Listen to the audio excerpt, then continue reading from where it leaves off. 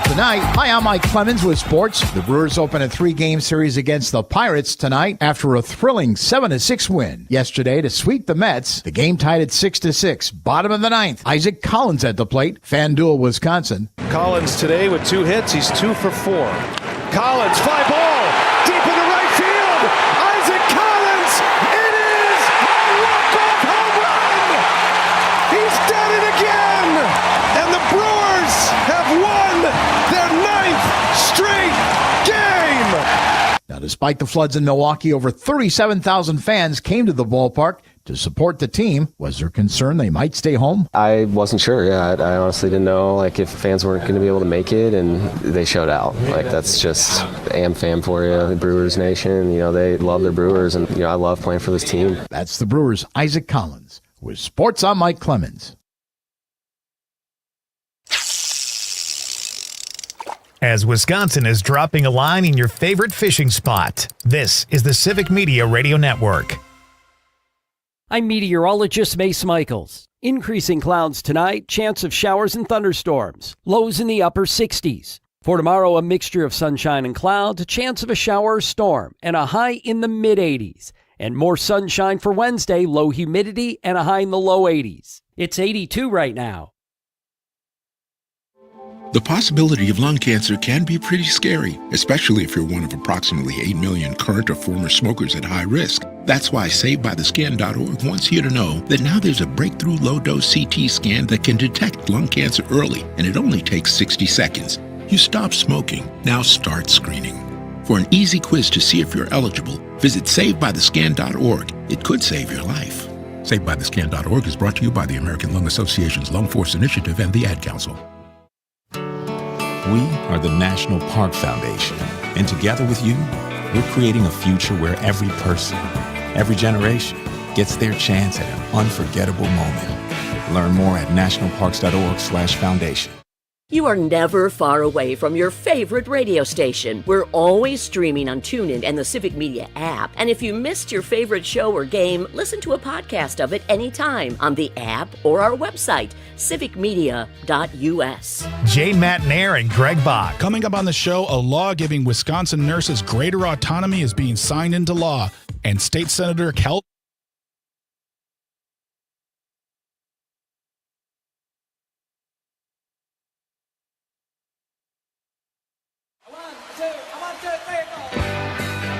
Broadcasting live from the Civic Media Studios in Green Bay, this is Nite Lite with Pete Schwaba, your inside source on everything entertainment from Wisconsin to Hollywood. Whatever gets you through the night, it's all right.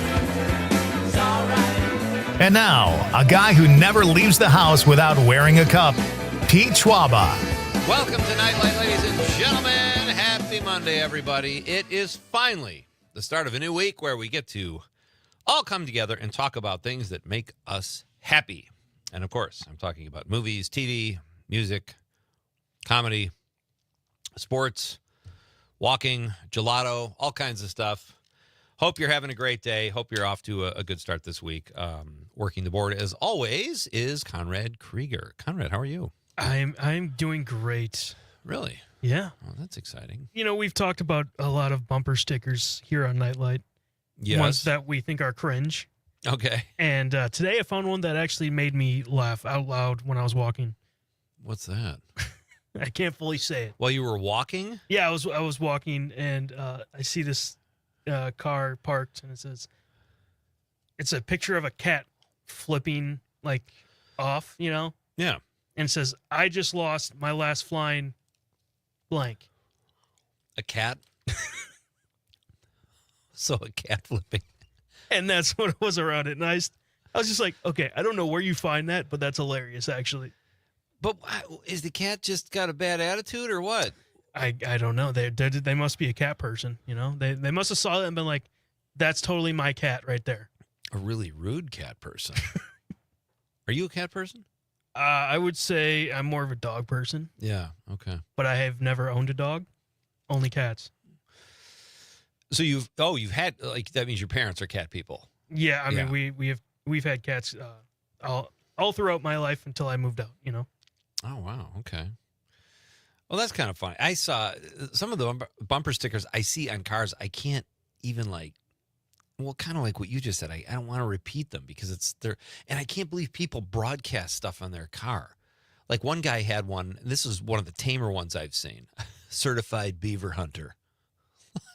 Nice. And I was behind that guy in a drive-through.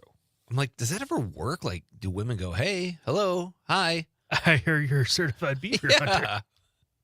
I'm tired of dealing with these amateurs. All right. Well, that's a great start to the show. Welcome, folks. And did you have a good weekend, Conrad? I did, yeah. I hung out with my brother on Saturday. Okay. We went golfing and played a couple board games. Do you beat your brother at golf, or is he better than you? Oh, no? Okay. Yeah, he's miles better than me. Wow. But he's also golfed way longer than me. So. Yeah. I'm in a good mood today because, well, it's Monday, and I've talked about this before on the show. Sometimes I don't know what to do with myself on the weekends, but I have gelato, and I'm wondering how many gelato days we have left, because it is now officially basically mid-August.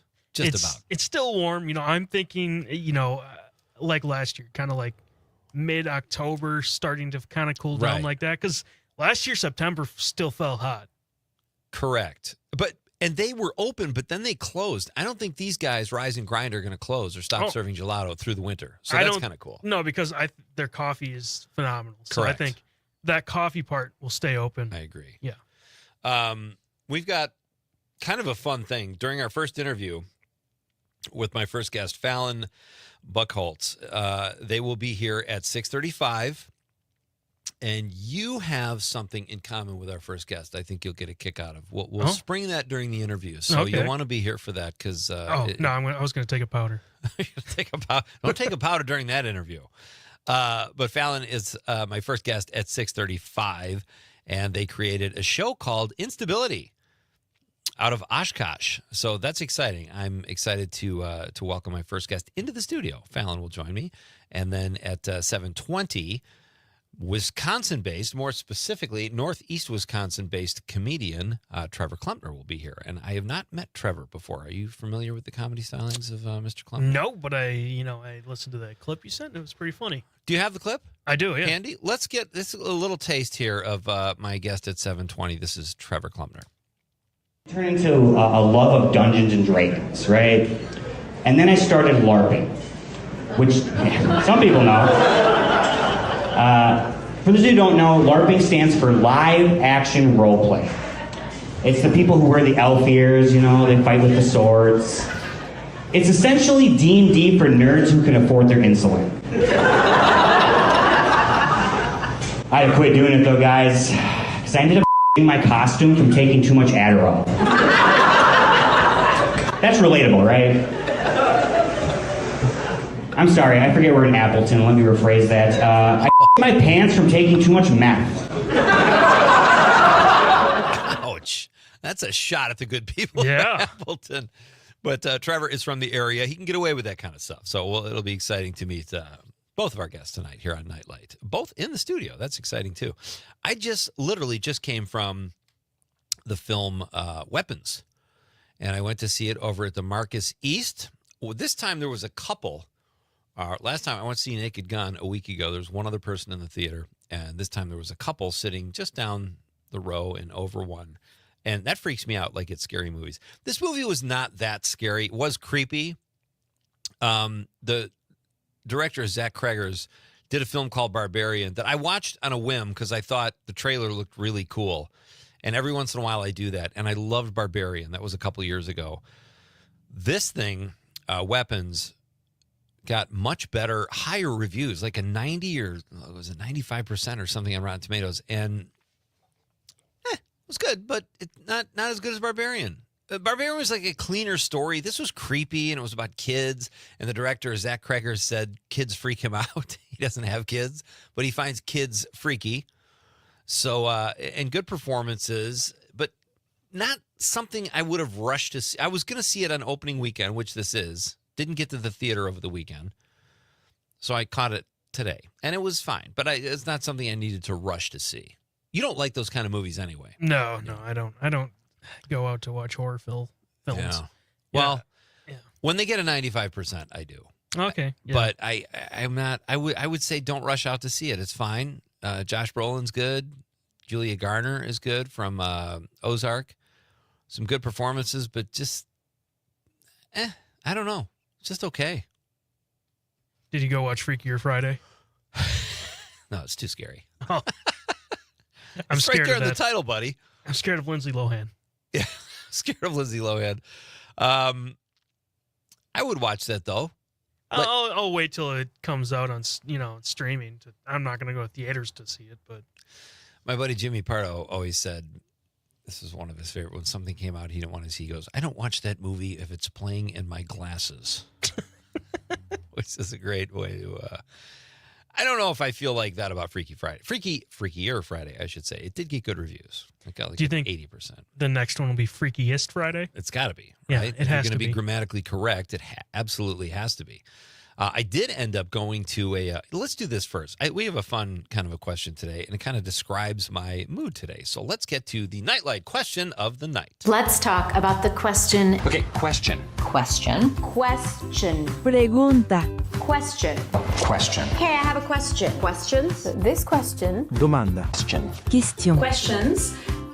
Well, it's National Laziness Day, folks. So the question of the night is, how do you practice laziness? To be honest, I was too lazy to think about this question all day.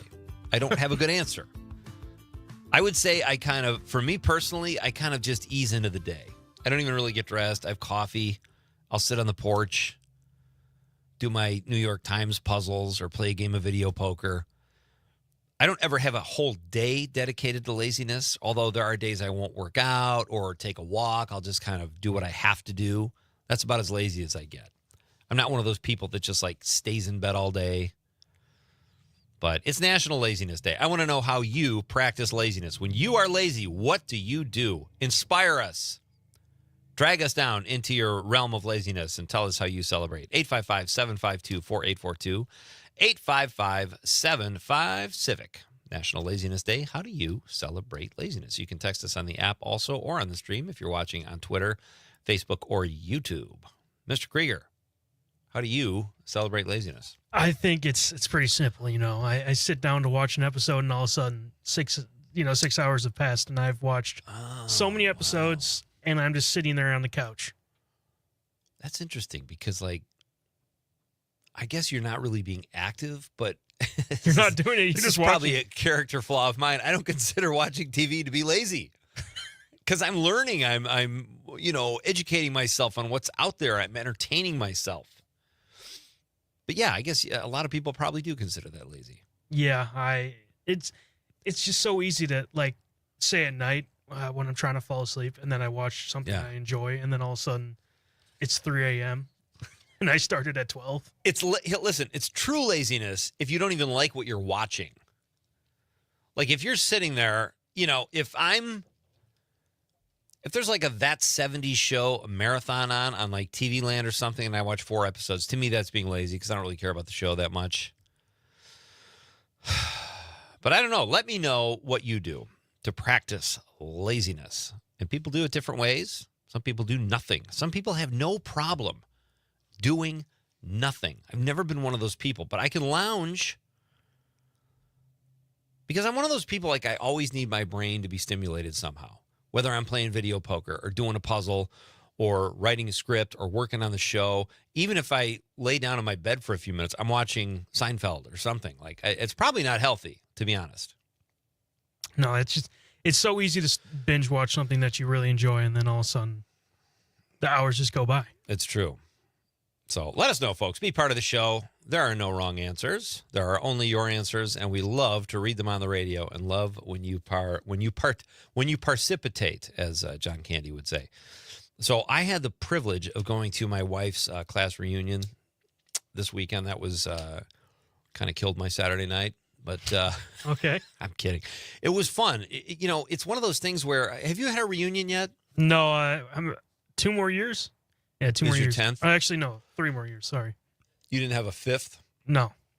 Those people crack me up. I remember when I graduated high school and I'd see people out at the bars and they'd be like, we never should have voted for so-and-so to be class president, because when you vote someone in as class president or secretary, one of those two, they are responsible by law to organize the class reunions. I don't even remember What a mine. ripoff. I don't remember my class president. I mean, talk about being saddled with a terrible gig. Yeah, what if they live in a different country? I went to the 10th and I went to my 25th. I don't know that I don't really have much interest in going beyond that. But it's not to say I wouldn't go, but my wife was on the fence too. And when you're a date, when you're someone else, it's like you just kind of find the other people and you hover. But that is a perfect opportunity to mess with people, is at class reunions. Because I was talking to one of my wife's classmates and her husband, she was lovely. The husband was a great guy. We're talking. And I said, yeah, we have 2 kids too. My son Joe is 24. My daughter Kate is 20. And of course, Mary's pregnant with our 3rd.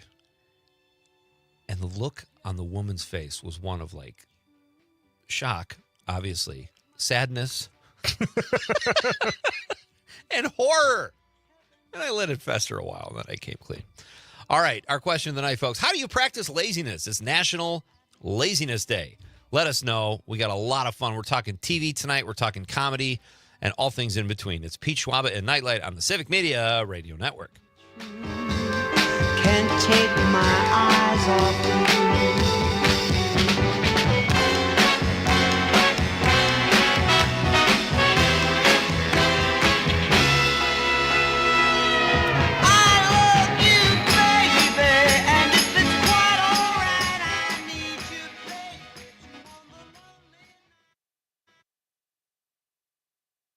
From Ashwaubenon to Alloway, this is 97.9 WGBW.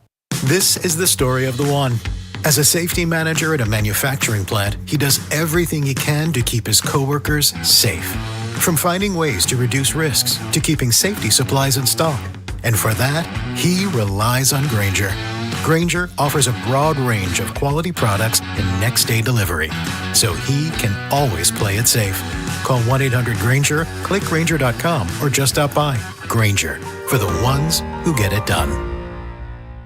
With new treatments emerging in the fight against Alzheimer's, now is the time for hope. Keep the momentum going and join us in Green Bay on September 27th for the Walk to End Alzheimer's, the world's largest fundraiser to fight the disease. Join us by registering at alz.org/walk. Experience northern Wisconsin this season and book your vacation at Lena's Northern Pines Resort on beautiful Butternut Lake in Butternut, Wisconsin. This quaint resort has it all. A full-service resort and restaurant, open year-round for all your seasons, from ATVing to snowmobiling, grouse hunting, deer hunting, and even ice fishing. Or just come to relax with the whole family. And there's also an event space for that perfect occasion that you might be celebrating. Butternut Lake is a 1,000-plus acre Class A musky lake, along with walleye, crappie, perch, and panfish that the kids love to catch. It's perfect for escaping the hustle and bustle of the city. Check your next adventure out today. Go to northernpines.net, www.northernpines.net. For 75 years, the Muscular Dystrophy Association's voices have thundered through the halls of Congress. For 75 years, we've willed the impossible into existence. For 75 years, the MDA community has pushed the science, shifted the narrative, and established the field of neuromuscular medicine. And until that day, when this is all a thing of the past, you couldn't stop us if you tried. Join us and celebrate 75 years of breakthroughs.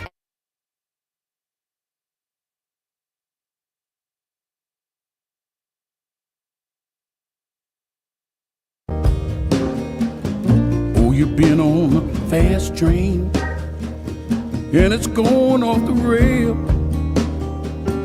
and you can't come back, Welcome back. This is Pete Schwaba and Nightlight. That you have no idea how excited that song gets me. Do you know why? You know why I'm going to say I like that song? Because you want to go on a fast train? Well, I love trains. But tomorrow night at 6:35, Dan Schaefer from the Recombobulation area here at Civic Media, our political authority, Dan Schaefer, is joining the show to talk about The Wire. one of his favorite shows, one of my favorite shows. And actually, as far as critics are concerned, one of the best shows of all time. Deals with the inner workings of City Hall and the Baltimore Police Department. It's such a good show. The characters are great, and Dan is a huge fan, and we've been trying to line this up for a while. So that will be tons of fun, and that is tomorrow night at 6:35. So I don't know if you play. I thought that's maybe why you're playing that. No, but excited. This reminds me of something. I did watch something over this past weekend. Oh, really? Risky Business. Did you? I did. Oh, dude, I am so excited. Your thoughts? I liked it, but it wasn't. But it wasn't the best movie I've seen. Come on, have you seen a movie like that? It was pretty unique.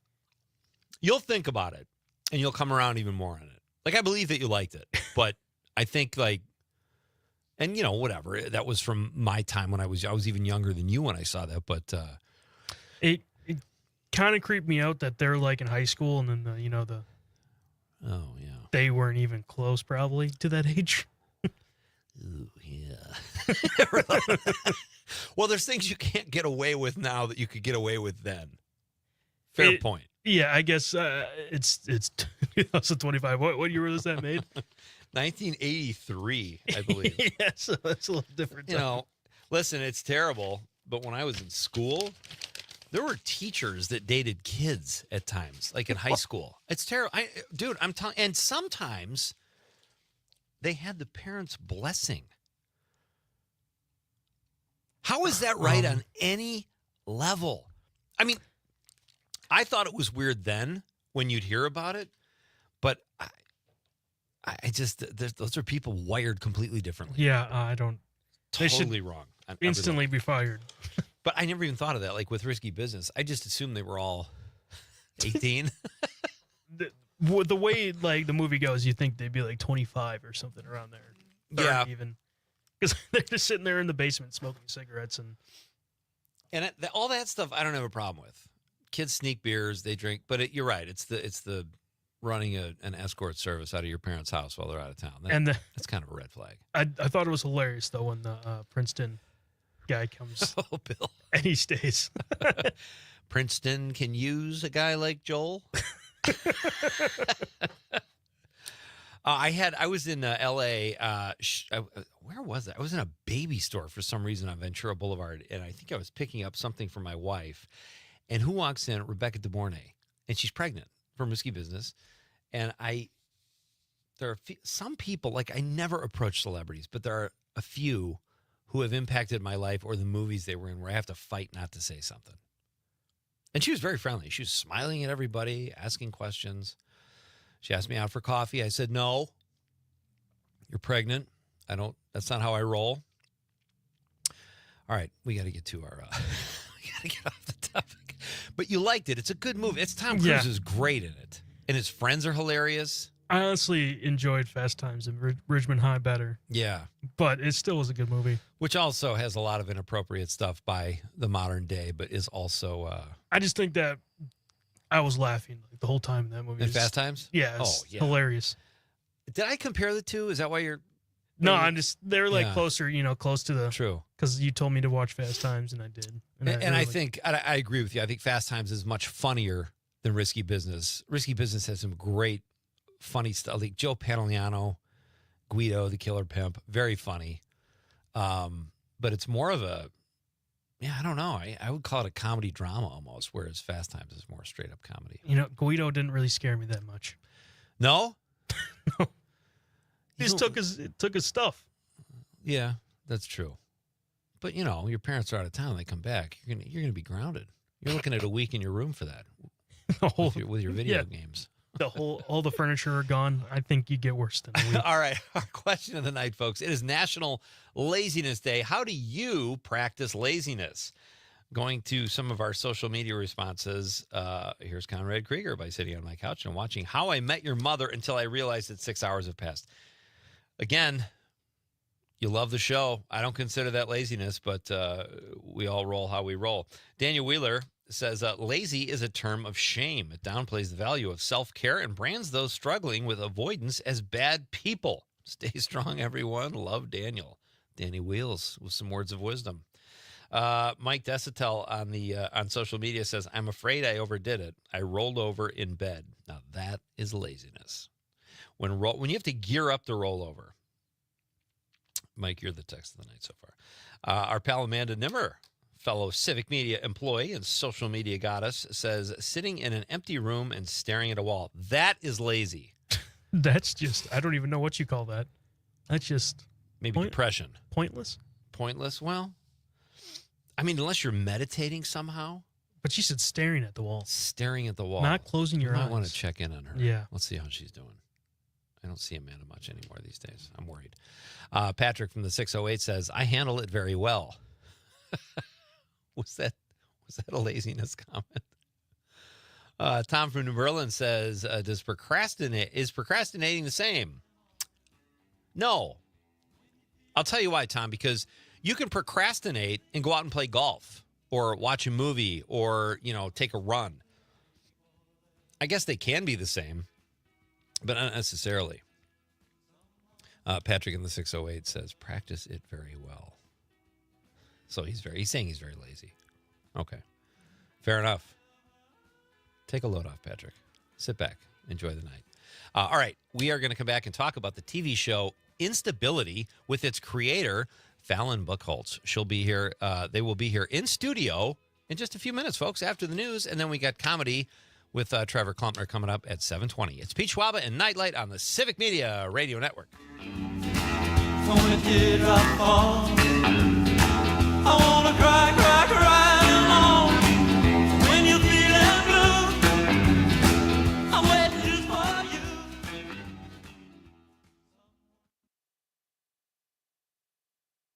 From Hobart to Bay Settlement, 97.9 WGBW. As Wisconsin is brats on the grill for a tailgate, this is the Civic Media Radio Network.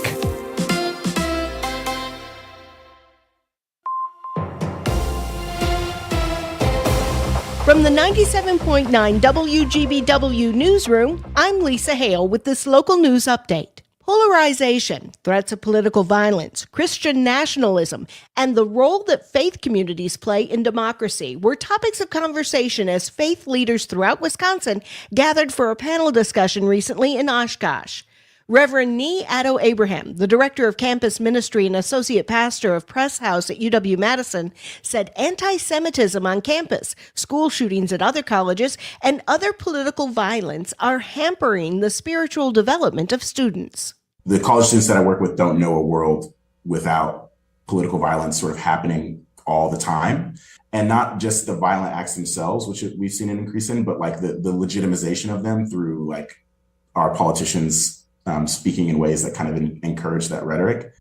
Dr. Gerald Mast, professor of communication at Bluffton University and member of the Mennonite Church, fears that the Christian nationalism movement threatens the democracy of our nation. And it seems to me that in our society specifically, the greatest challenge is coming from Christian nationalism, the linkage between Christian churches and national identity, and then a racial component showing up in much of that, something that we could call white Christian nationalism. And it does seem to me that those of us in Christian churches need to push back against that linkage. In our context, at least it seems to me, that is one of the greatest threats to democracy. The conference was hosted and organized by the University of Wisconsin Oshkosh Whitburn Center and the Wisconsin Alliance for Civic Trust. Those organizations work to promote trust in the political system, support for fair, safe, and secure elections, and peaceful engagement. I'm Lisa Hale for 97.9 WGBW News. On your entertainment beat, I'm Pete Schwaba. Eddie Murphy has pretty much been an open book for most of his incredibly impressive career. He was a highly successful comedian, one of the most popular SNL actors ever, and has had a lengthy movie career packed with several blockbusters like Beverly Hills Cop and Trading Places. That did not stop him from pointing out some of the blemishes on his resume in a recent interview with Complex 360. Murphy had no problem discussing some of his clunkers, which included maybe what Murphy considers to be his biggest bomb, The Adventures of Pluto Nash. The sci-fi comedy came out in in 2002 and is also one of the biggest flops of all time after bombing with critics and only making $7 million against a $100 million budget. 1998's Holy Man is also on his list and lost big bucks, but when asked about his critically panned comedy Norbit, where Murphy played several different characters, Murphy held his ground and said he loved the movie. More honesty like this, please. Love Eddie Murphy. For more showbiz fun, tune in to Nightlight with me, Pete Schwaba, weeknights from 6 to 8 p.m. on the Civic Media Radio Network. Download the Civic Media app in the Google Play or Apple App Store and take us everywhere. This is the Civic Media Radio Network.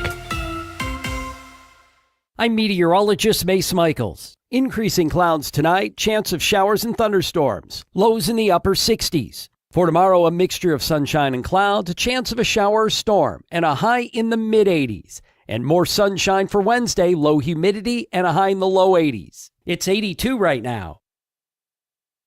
Not completing high school is more of a social thing than it was an academic thing. Even though all these years have passed, I still had that longing to have my diploma. At age 30, Carissa finished her high school diploma. If you're even considering getting your high school diploma, you can do it. No one gets a diploma alone.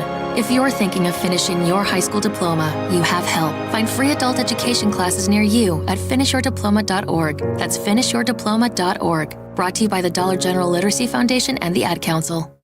Missed your favorite show live on air? It's easy to find what you enjoy wherever you listen to podcasts, including Spotify, Apple, and Google Podcasts. And we're always streaming on TuneIn and the Civic Media app. Small businesses are the heart of America. As the nation's largest nonprofit resource of expert business mentoring, SCORE has helped millions of entrepreneurs build their businesses for free. Find a mentor today at score.org. Jane Matnair and Greg Bach.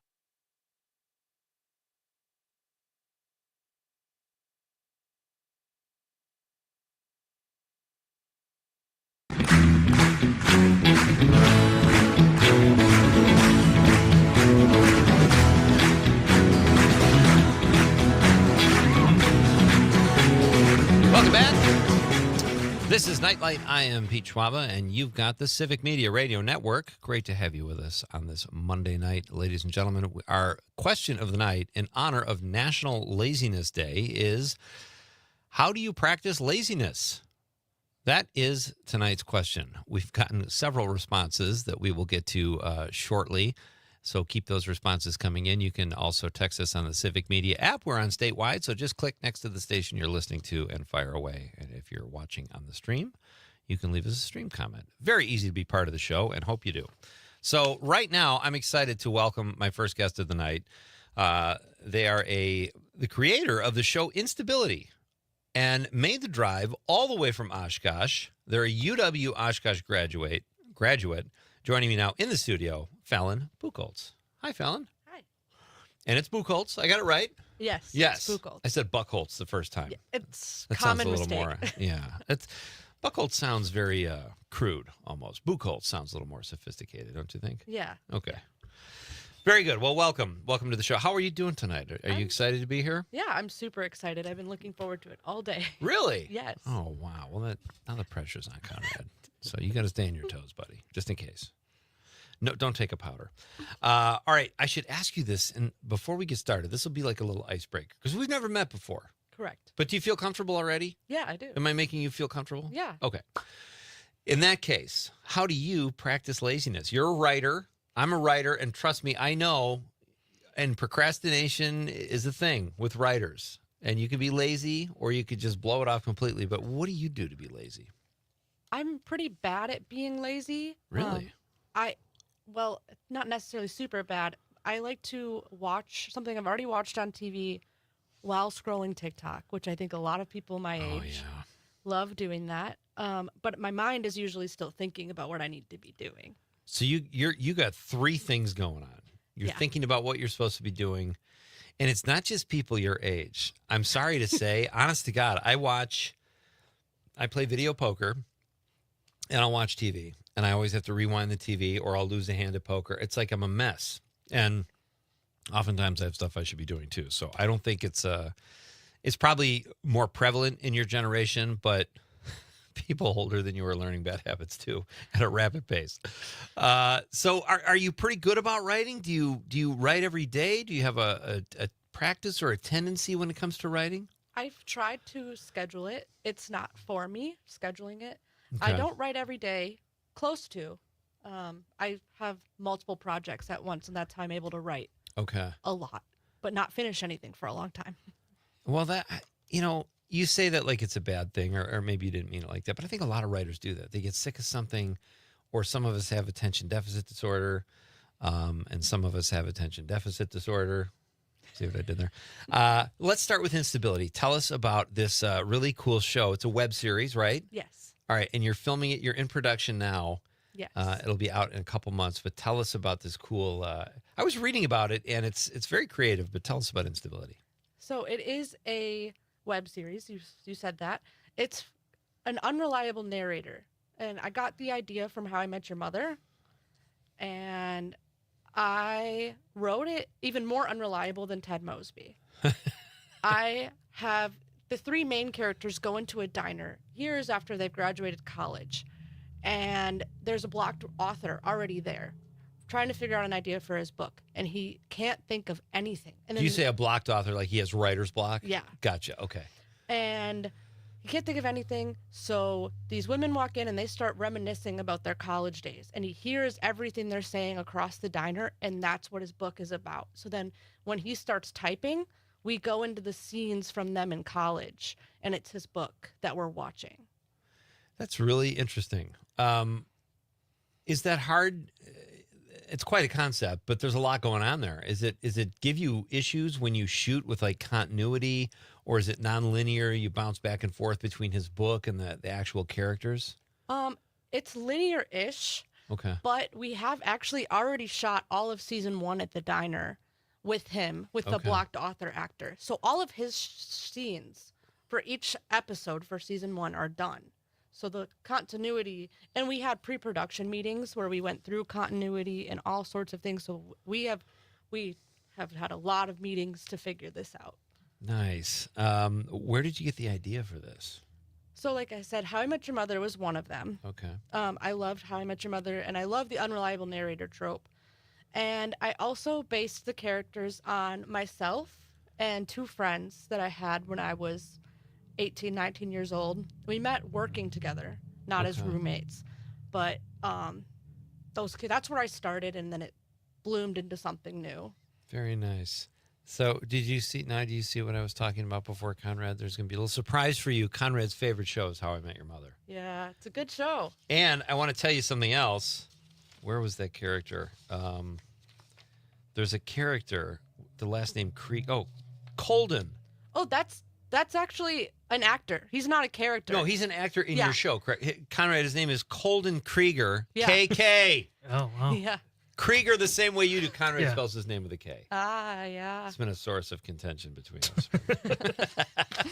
All right, so that's cool. So we're bonding here. We got the How I Met Your Mother thing. I think that's kind of cool. That's a show I have to check out. I haven't really seen. Really? I've seen it sporadically, but so let's just talk about from a shooting standpoint. You said you're keeping it all together, but like continuity. You said it's linear-ish.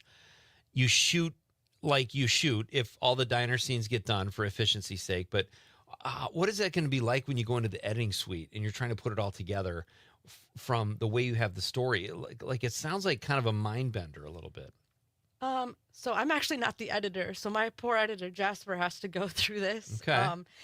He has the scripts, so that's what helps him a lot. We talk about it. We actually did do a lot of the editing together, more of me as moral support than anything else. Sure. Though. And so the scripts are helpful, and we do have a slate each time we shoot a scene. So I saw scene that. 1, Yeah. 1A, take 1, and then we go through, decide which takes we like the best, and get that all sorted out. So you were an English major. You sat down to write this. Did you know it was going to be an episodic work right away, or did it start off as a feature film? What were you thinking when you set out to do this? I honestly, people ask me this a lot, and I never really know what to say because I don't know why I decided to write a TV show. I've known I wanted to be a writer since I was a kid, and every time I would pick up a pencil or a pen when I was a kid, however I would write would be different every time. Like I wrote plays as a kid, I wrote short stories, I started writing books. Yeah. And this time I just picked it up and started writing a TV show. You say you wrote books. Like we talked a little bit before you came on. We're both English majors. Yeah. I'm a pretty bad one because I don't read much anymore, and I'm ashamed of that. But don't you think it's like, as someone who's written primarily feature-length screenplays, 100 pages to 120 pages, you have beats you have to hit. I'm sure it's the same way for you with your web series. Do you find the idea of writing a book overwhelming? Because it could be 1,000 pages, it could be 300 pages. It just seems like, where do you start and where do you go? It's somewhat overwhelming, especially since the publishing companies are really, like, they're hard right now. I did write a book last year. I did start querying it, and all I've gotten is denial. So it's really hard. And then I don't feel as passionately about my books as I do Instability. So I think that's very prevalent to publishers as well. So interesting. It's hard because I have a hard time getting into it right now. My guest is Fallon Buchholz. They are a writer from Oshkosh. Do you live in Oshkosh now? I live in Appleton now. Appleton, okay. So, and their TV show is called Instability. So it's not out yet. We'll talk about when it's coming out soon. Where's the title? Where does that come from? And does it pertain to the actual story? You're kind of jumping around with eras in the show. Where's the title come from? The title comes from each of the characters not being stable yet. They're college kids, so they're learning and unlearning and becoming who they are. It does come from another thing, but I do feel I have to keep that private. Okay. Will we see it when the show comes out? No. Okay. You're only willing to share so much. That's fine. How long are the episodes? I have to be honest, I don't know much about web series. So I did write this as a TV show. Okay. So, but we're going to make it into a web series. So they are 22 to 30 minutes, like a normal 30-minute sitcom. Nice. And are there funny moments? How would you categorize it? Okay. I would say it's a dramedy. Dramedy. All right. All right. Very cool. And how many episodes can we look forward to when they drop? We're only dropping the pilot right now, unfortunately. Okay. We are filming the second episode. We have a couple more shoot days. And then right now I am trying to crowdfund to finish filming season 1. Okay. So just the pilot for now, but then after that, I hope to drop the next 11 episodes at least weekly. I don't necessarily want to drop them all at once. I want people to come back every week.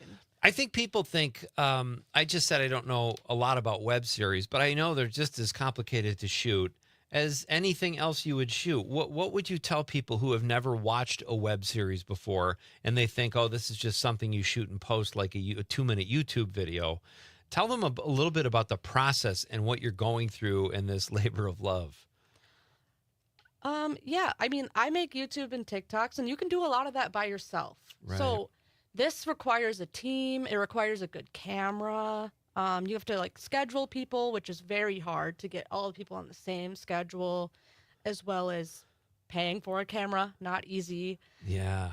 It is a lot like a TV. I watch a couple web series on YouTube, and they are really good. And the reason that they're web series is normally that it's really hard to get picked up by a production company that would put you on TV. And is that what you're hoping for? Obviously, you'd love to get a nice big check and for them to say, let's put this on TV. Yes, I would love that. I know that Broad City by Alana Glazer and Abby Jacobson, that started as a web series, and then it became an amazing Comedy Central comedy show. Would you give up creative control for the big bucks? I couldn't do it. Come on, really? Fallon, I don't believe you. Seriously? I don't know if I could do it. Maybe it was a different project. All right, that's fair. But it's a good calling card, right? Like Yeah. you have some people say, well, what have you done? What can you do? So what hats are you wearing during this during production of Instability? You're the writer, but are you directing it? Are you acting in it? What else are you doing? I'm a director. I've directed every part of it, and then I've had a couple co-directors when needed because I've never directed before this. Yeah. And then this year I did direct a couple times by myself because we needed a smaller crew or we didn't have enough people come. And I also am the executive producer, which means I do everything to scheduling to making sure we have meals to eat on set. You do all the stuff that's not the least bit fun, so you Yes. can do the fun stuff, right? Yes, That's a yes. great way to. What is your favorite part of the? All right, let's do this. You talked about extras before. When you are you shooting in Appleton or Oshkosh?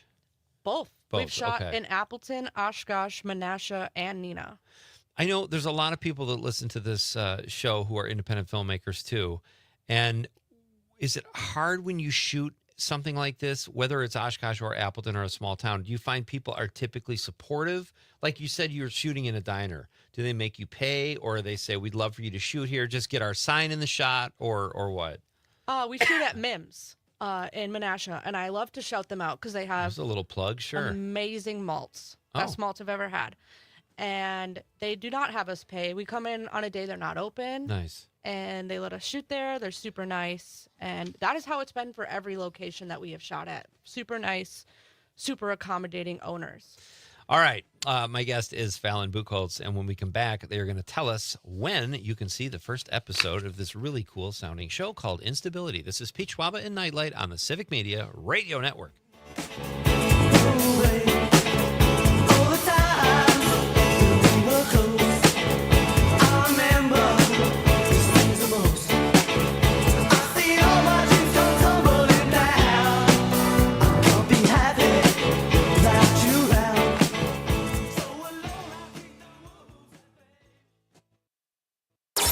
Rebuilding and refreshing local radio one station at a time. This Civic Media radio station is proud to be a part of your community. Learn more at civicmedia.us.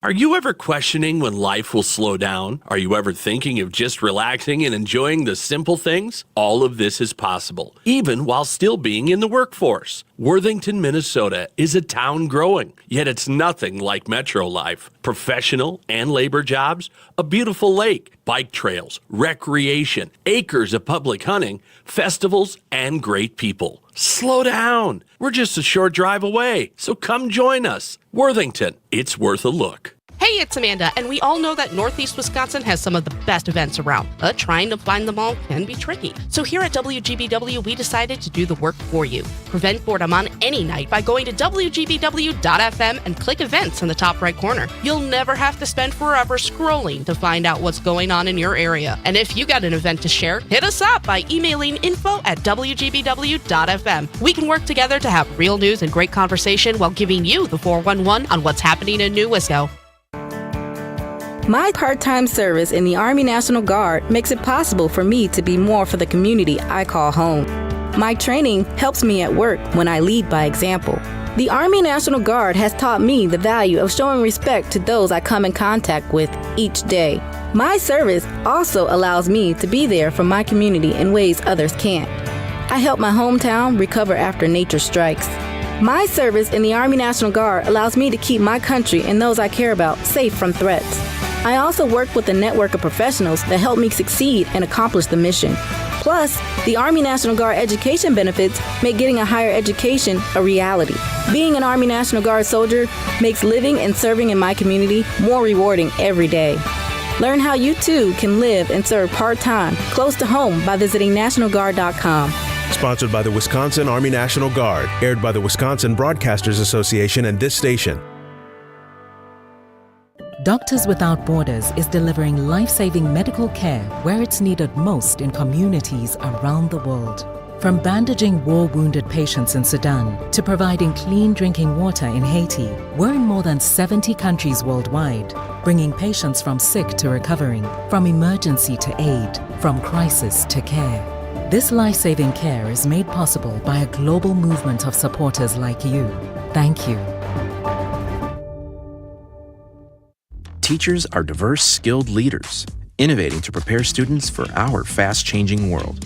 Teaching shapes lives. Are you ready? Explore teaching at teach.org, supported by the U.S. Department of Education and 1 million teachers of color.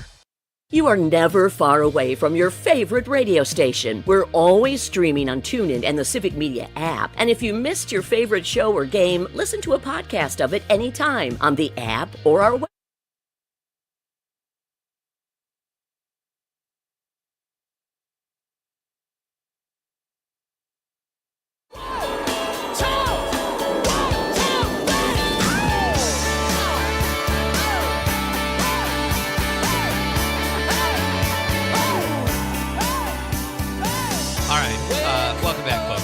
Schwaba. This is Nightlight. Our question of the night is, how do you practice laziness? It is National Laziness Day, and this is something I found on what I like to call the internet.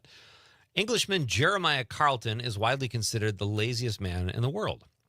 He was heir to a large fortune at 19, promptly went to bed and stayed there for the next 70 years just because he wanted to. More than 40 servants fed and bathed him until he died in bed at the age of 89. And then the question was, what did Jeremiah do in bed? I don't think we really want to know that. I don't think we really, I mean, that sounds like the epitome of laziness. That is lazy. Even more so because I think what Amanda said, that just kind of freaked me out, that she wants to stare at a wall. Yeah, and yeah. I don't think I could do, I couldn't sit there that long. Could you let several people give you a bath? Would you find enjoyment in that somehow? Probably not. Come on. I mean, that's if the I highlight of your day. If I had enough money, if I was this guy, I would. I guess why not? Welcome back, folks. Fallon Buchholz is my guest. They're in the studio with me right now talking about Instability, a show that Fallon created. And when does it come out? We'll have a premiere party in Oshkosh on November 16th at the Time Cinema. So an old-fashioned cinema place, too. And then it will release on YouTube the following week on November 23rd. How excited are you going to be when people finally get to see? I'm so excited. Yeah, I bet you are. The Time Theater is a great place, too. We've talked about the Time Theater on this show before as well. And then you have more episodes coming out after that on November 23rd? Or are they all going to be... It's just the pilot on the 23rd that's being released because we're still working on filming the rest. Yeah. Cool. Very cool. All right. So you also in the show, as I understand it, correct me if I'm wrong, deal with issues that face the LGBTQ plus community. Was there someone, and you're a writer, was there someone along those lines that you looked up to as a writer that kind of set the stage for you to go, I can do that too? Or any writer for that matter. But I'm wondering where the LGBTQ plus, where those issues work their way into the show. Well, I'm bi, non-binary, so mostly me. I inspire myself. Okay. You're your own inspiration. That's really admirable. But other writers have inspired me. I actually was somewhat inspired by Euphoria, which had some queer characters. Not like super inspired because it is way more dramatic than what I'm writing, but the narration and then some of the other stuff inspired me there too.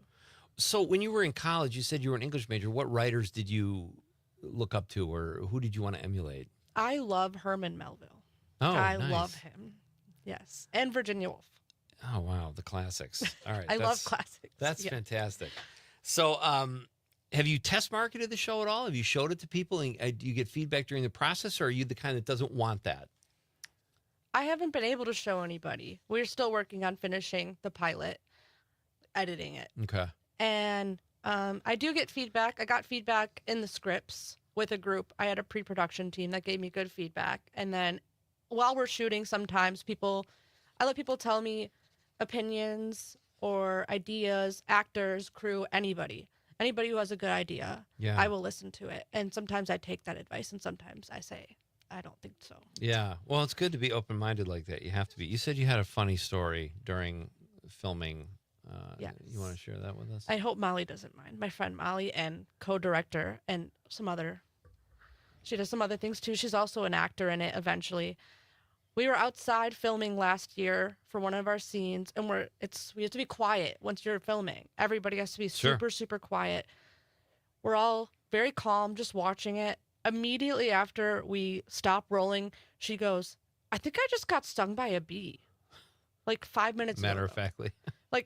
And she's like, it hurt so bad. She told me later, it hurt so bad. I was like, I can't believe you were quiet. She's like, yeah, it was the first time I've been stung by a bee too. And I was like, oh my God. I was like, you could have interrupted that. Like we could have just done another take. Right. Y'all cut yourself. Come on. Put some ointment on it. Let's keep moving along here. I will say I had a funny situation happen to me. My son was making a short film and I had to cough. And I was like doing everything in my power not to cough, because I didn't want him to have to yell cut and stop everything. And my eyes started watering. And after the scene was over, he's like, Dad, what was going on with you in that scene? Like, I started crying, and I'm not even involved in the scene. I'm like basically a background character. But all kinds of stuff pop up when you're filming stuff, and you don't have any idea sometimes what's going to make you stop. What is your favorite hat to wear? You're directing, you wrote it. What's your favorite part of the whole process? Writing. Writing? Writing's Nice. my favorite part. It's the most fun part to me. And it's the most important part, in my Yeah. opinion. I mean, without a good script, you really don't have anything.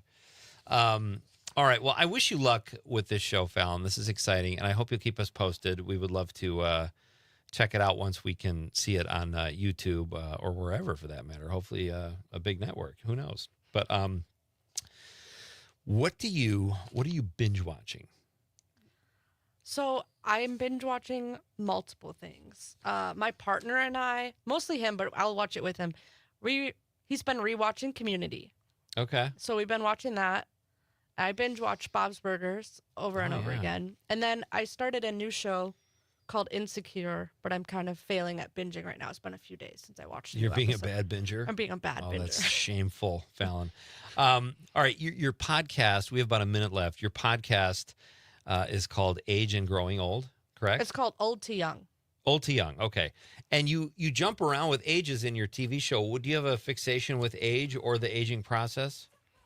A little. I would say it's weird because people younger than me, and I know I'm young, but a lot of people younger than me, maybe it was COVID that makes them think that being in your late 20s is old. But I go every week, it's like I have someone telling me, oh my goodness, you're so old. And then turn around a couple of days later, it's like, you're so young. So it's about the weirdness of our age at this time. And it's great that you're doing something with that, because that's an interesting quirk to be worried about aging at your age. Yeah. I find that. I am cheering for you, and I hope you keep us posted on the project and break a leg. Awesome. It's great to meet you. All right. Fallon Buchholz, folks, look for Instability. We'll have some news probably at some point again on this show.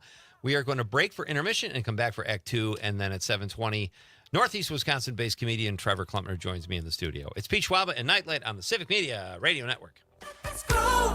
Singing the shoes and stand up. All right. All right. Let me tell you what you can do. If it happens in Wisconsin, you'll hear about it. Local news and timeless hits. WGBW, Denmark, Green Bay. ABC News, I'm Stephanie Officer. A deadly shooting at an Austin Target parking lot rattling shoppers who were being told to leave their vehicles outside the store as police investigate. Police Chief Lisa Davis says the suspect hijacked multiple cars and shot at least one of the drivers and two others, sparking a police chase before he was taken into custody. We have 3 people that are deceased. This is a very sad day for Austin. It's a very sad day for us all.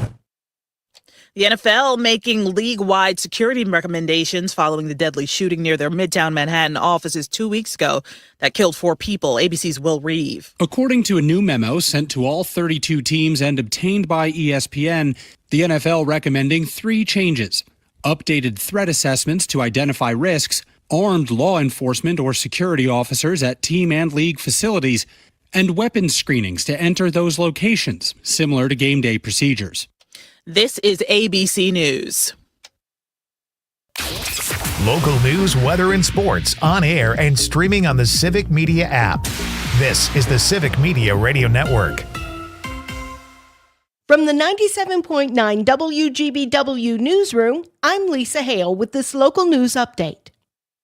The big story today is the aftermath of the weekend storms. A state of emergency was declared in Milwaukee County, and Governor Tony Evers is sending the National Guard there after record-breaking flooding. More than a foot of rain fell in Milwaukee and Waukesha counties. Heavy rains and winds did damage in northeast Wisconsin as well. As of this morning, 611 WPS customers in New Wisco were without power. A majority of them were in Door and Wapaka counties. The flooding over the weekend was no joke. It closed the Wisconsin State Fair early. Roads became rushing rivers, and swiftwater technicians and resources from the Fox Valley were called into action. Responders from Appleton, Neenah Menasha, and Clayton fire departments are in Waukesha County to aid in rescue efforts. In flash flooding or any high water situation, the Appleton Fire Department is reminding citizens to never walk, swim, or drive through floodwaters. Just 6 inches of fast-moving floodwater can knock you over. 12 inches could carry your vehicle away. Gemini and Apollo astronaut James Lovell passed away Friday at the age of 97. Jack Pelton, the CEO of the EAA, issued a statement saying, quote, Lovell was a hero to many of us as we followed the exploits of America's space programs in the 1960s and 70s and became known to new generations through the movie Apollo 13. Pelton says those at EAA had a close connection with Lovell for decades. Lovell's hometown was Milwaukee, and he was a regular visitor to Oshkosh for the EAA flying convention for many years. News at the top and bottom of the hour all day and on demand anytime at WGBW.FM. I'm Lisa Hale for 97.9 WGBW News.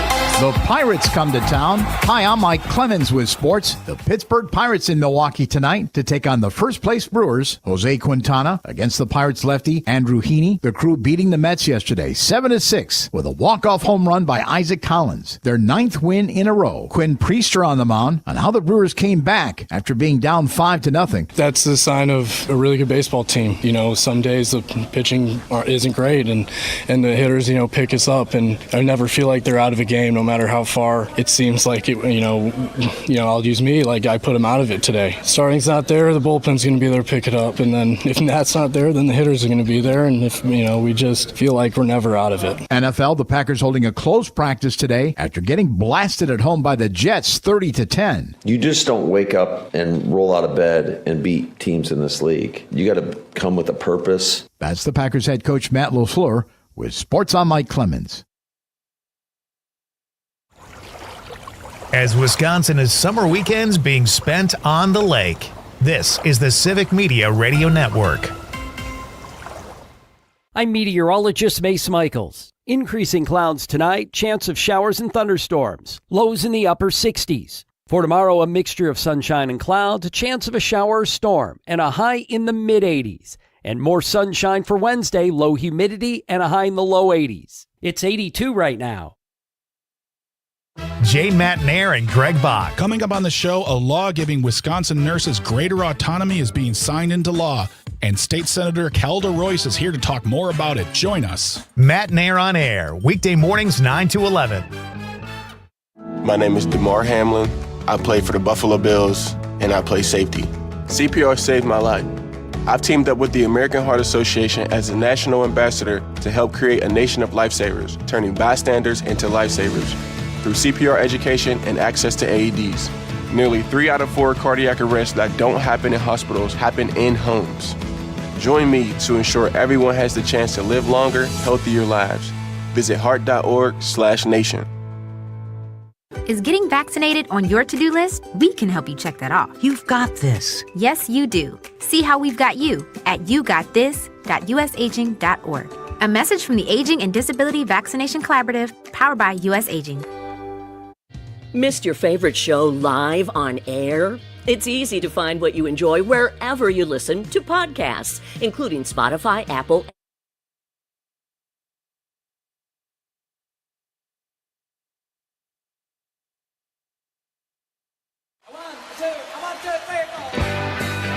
Broadcasting live from the Civic Media Studios in Green Bay, this is Nite Lite with Pete Schwaba, your inside source on everything entertainment from Wisconsin to Hollywood.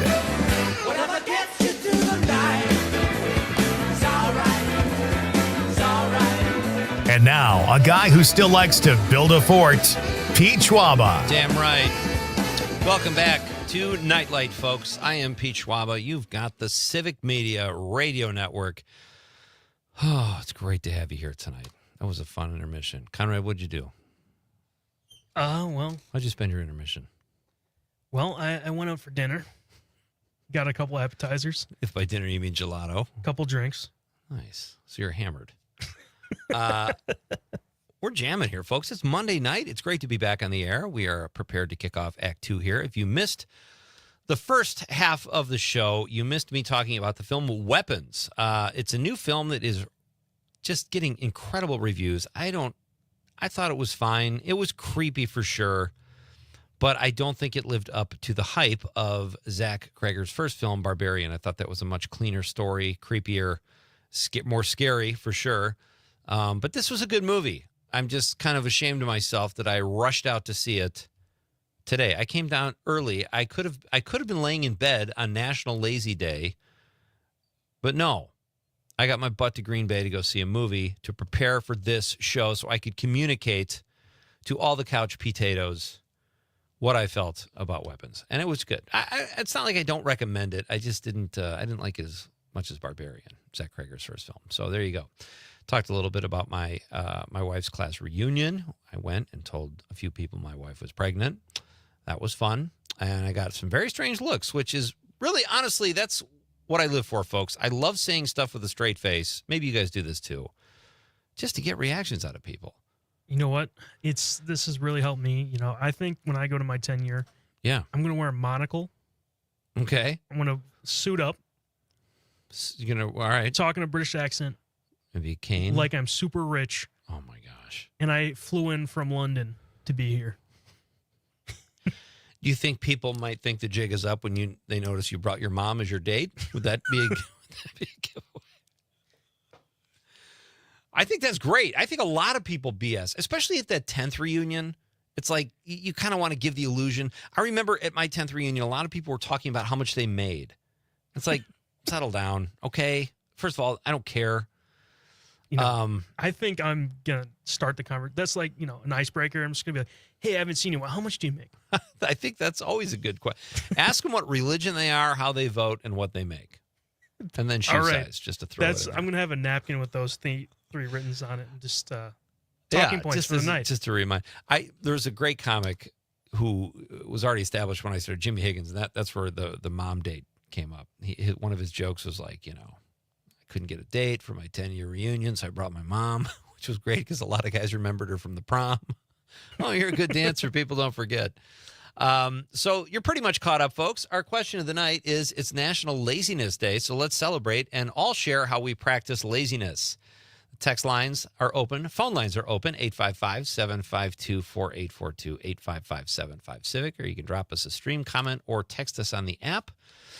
That's, hey, can I put this up on the, I'm going to put this up. My first hour guest, Fallon Buchholz, has created this TV show called Instability. It's a web series, and they're having their premiere sometime in November 16th, as of right now. I hope they can stick to that, but we'll keep you posted on that. It sounds interesting.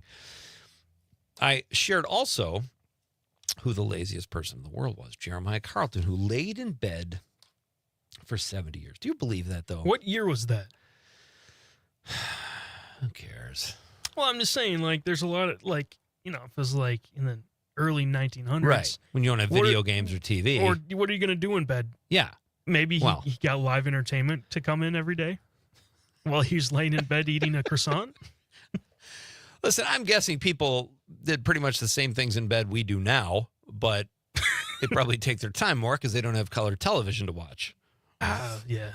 But I don't know. It's a weird thing that, like, you know, if you inherit that much money, why would you not go out and explore the world instead of sitting in your and you could travel, you could go anywhere. Exactly. That's, you know, unless he really is that lazy. He's like, well, I do have the money, but like planes. I choose not to use it. Our pal Mike Strelo, who is going to he's coming back on the show soon. Mike is a guy from Marinette. I love this guy. He's been a Milwaukee anchorman at CBS 58 for like 20 years. Just retiring, but he's still hosting a weekend show there. They did a great piece recently that I want to talk to Mike. That was the whole idea that I wanted to get Mike back on the show because I wanted to talk about the, is it 10 chimneys or 12 chimneys? We've talked about it a little bit on the show before with Frank Anderson, but Mike just did this great piece on it. And he sent me a Facebook text and said, and the third is on the way. Hilarious. I love that Mike likes the show. I'm not going to lie. And I found my picture of me in a light blue tux from my prom. And I know there's a picture of Mike in a light blue tux from a family reunion. So we're going to share those when Mike is on the show next. That'll be probably in a couple of weeks. So we'll figure that out. Great to hear from you, Mike. We have more texts on social media. Con, help me out here. I don't want to miss one. Yeah, we just had one that came in a little bit ago from Lauren McKenna. Who's Lauren McKenna. Yeah, new Civic Media employee. New member of the Civic Media family. Oh, that's nice. What? Let me pull that up here. I want to read Laura's comment. If Laura is on during the day here, at WGBW. So if you're in Green Bay and you like timeless oldies and local news, Laura does a great job playing some quality tunes. And where is her comment? I want to read that. We got to have Laura on the show, too. She says, dated a guy once and found a pros cons list he made about me. What? You know who also did that? Rachel. Well, Ross. Ross. Okay. Rachel found it. Rachel found it. That's correct. Well, and so Laura's experience is pretty similar. She says, in the cons column, this is what it said. Lazy, takes naps, reads books, works all the time. That doesn't make sense. She can't be lazy and work all the time. And cats. She says, wait, what? Can you be lazy but work all the time? Needless to say, I'm glad that relationship didn't last. We're glad it didn't last either, Laura, and we're glad you're part of the Civic Media family. So thank you for being part of the show. So we've got, that's our question tonight, though, folks. You still have time to get in on the fun if you want. How do you practice laziness? In honor of National Laziness Day, that's what we're talking about here. That's our question of the night. And I'm going to the text line. Finally, getting back to the text line. John Murray from Madison says, can't sit for 10 minutes. No time for lazy. Well said, John. I'm kind of that way, too. I can sit, though, but I'm always doing something. John also says, I usually stand and seldom sit and lounge. Now, we know a lot about John Conrad. We're learning a lot about John and his old lady, as he so eloquently refers to his wife, the love of his life. Yes. So we'll see if she weighs in as well. But John says, polar opposite of my childhood, sports and lounging around the clock. Man, but sports isn't lazy. In lounging at that age, you usually do it because you're tired. If you're watching sports, then is it lazy? Yeah, probably. But, you get a temper during. But it's fun. You get a temper, you start throwing bricks. Yeah, so you're active. Throw a chair through the window. We've all been there. Here is John's better half. Melissa says, Melissa from Willie Street in the 608. She says, I stay in bed for as long as John lets me. That or the dogs. So Melissa doesn't want to get out of bed. Sounds like a fun house. Melissa says, I took 2 naps today. See, I can't nap. I can lay down and look at my phone for like 10 minutes, then I got to move on. I would love to be able to nap. There's sometimes where I just have to take a nap, I feel like, and then I wake up and I feel worse than I did before. But you do sleep. You do nap. For for just a little bit. But I feel worse when I get up from the nap. I got to be better at that. I got to practice napping. Ed from Madison says, laziness is a state of being. If you have to practice, you're doing it wrong. All right, that is very fair, Ed from the 608. Thank you, buddy. Nick from Marshall says, I enjoy sitting back in my lazy boy. Wait, he put lazy boy, L-A-Z boy, and then in parentheses, lazy boy. So he's not lazy if he's going to that amount of effort to explain what he meant. Rocker and recliner and listening to music. Again, maybe that's lazy. Like if you don't go to work because of that. Listen, couch potatoes. I want to say, I don't think there's anything wrong with doing that if your brain is stimulated. And maybe you're not being very active, but I think that's okay. I don't know if I would consider that laziness. I think in some weird way you're being a go-getter. Steve from Florida says, if I'm really feeling lazy, I usually sit on the couch and watch my favorite old movies I have seen a million times. Now, that I would say could be lazy because we all like to do. I have my comfort movies. I put them on and just kind of. Yeah, that's a good answer, Steve. I've never seen him sit watch a movie in a long time. I should explain. Steve is Conrad's dad. Or maybe he just can't really fully. But maybe he can't fully relax unless you're not around because he feels like he's setting a bad example. It's my fault. Finally, Conrad went back to Wisconsin. I can watch some TV. Tom from New Berlin says, well, I have to learn to be lazy. You saved me money. Therapist lost. Well done, Tom. We provide a service here. Annie from Watertown says, maybe I get up in the morning and then a yawn emoji. I want people to be lazy sometimes, but I don't want them to fall asleep while we're on the air. Tom says, is there lazy therapy? This is it, Tom. You found us. Tony the trucker in the 608 says, Pete, I sleep late, don't shave, sweats and flip-flops, don't look at my phone, and do takeout. That's a good lazy day. Yeah, we could all, as usual, Tony the trucker has shown us the way. Nick from Marshall says, TikTok? I thought that's what clocks were for. Well done, Nick. My wife. That is how my wife is lazy. She loves TikTok. Conrad's mom chiming in says, I like to sleep in when I can, slowly get myself out of bed. That's kind of a funny visual. Your mom really slowly getting out of bed. Always nice to hear from you, Paula. Thank you. Take a load off. Go back to bed.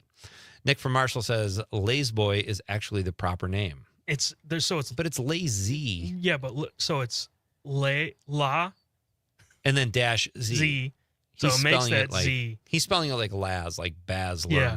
So it's Lazy Boy without the Y, with the dashes. It's just lazy typing is what it is. I think so. All right. Sorry about that, Nick. Didn't mean to offend. He says pronounced Lazy Boy. All right. Thank you for the clarification. We've got Trevor Klumpner coming in. He's going to be in the studio. He is a Northeast Wisconsin-based stand-up comic. We love having comedians on the show, and he will be here in just a few minutes. Tom also on the text line says, Pete and Conrad love. Thank you, Tom. We love you too, buddy. Always love when you're part of the show. Oh, we got stream comments too. Deandra Marie. She says, hi, Pete. Hi, Deandra. Good to hear from you. She says, if you are overstimulated, then rest. That's the problem. I'm never overstimulated. I love stimulation. I picture you at home just like with 8 different screens with like different programs, and then you're on your phone video poker. I drive people crazy. I really do. You think I drive you crazy, Conrad? You don't even know. Nick from Marshall in the 608 says, I also sleep in late. Here's the thing. Like, I can't nap and I can't sleep in either, really. If I go to bed at 3 in the morning, maybe I'll sleep till 9. And it's not a good sleep. Yeah, it's like 5 hours of sleep. Yeah, it's terrible. Yeah. And I would love to go to bed at like 10 o'clock and get up at like 6 because I do like mornings.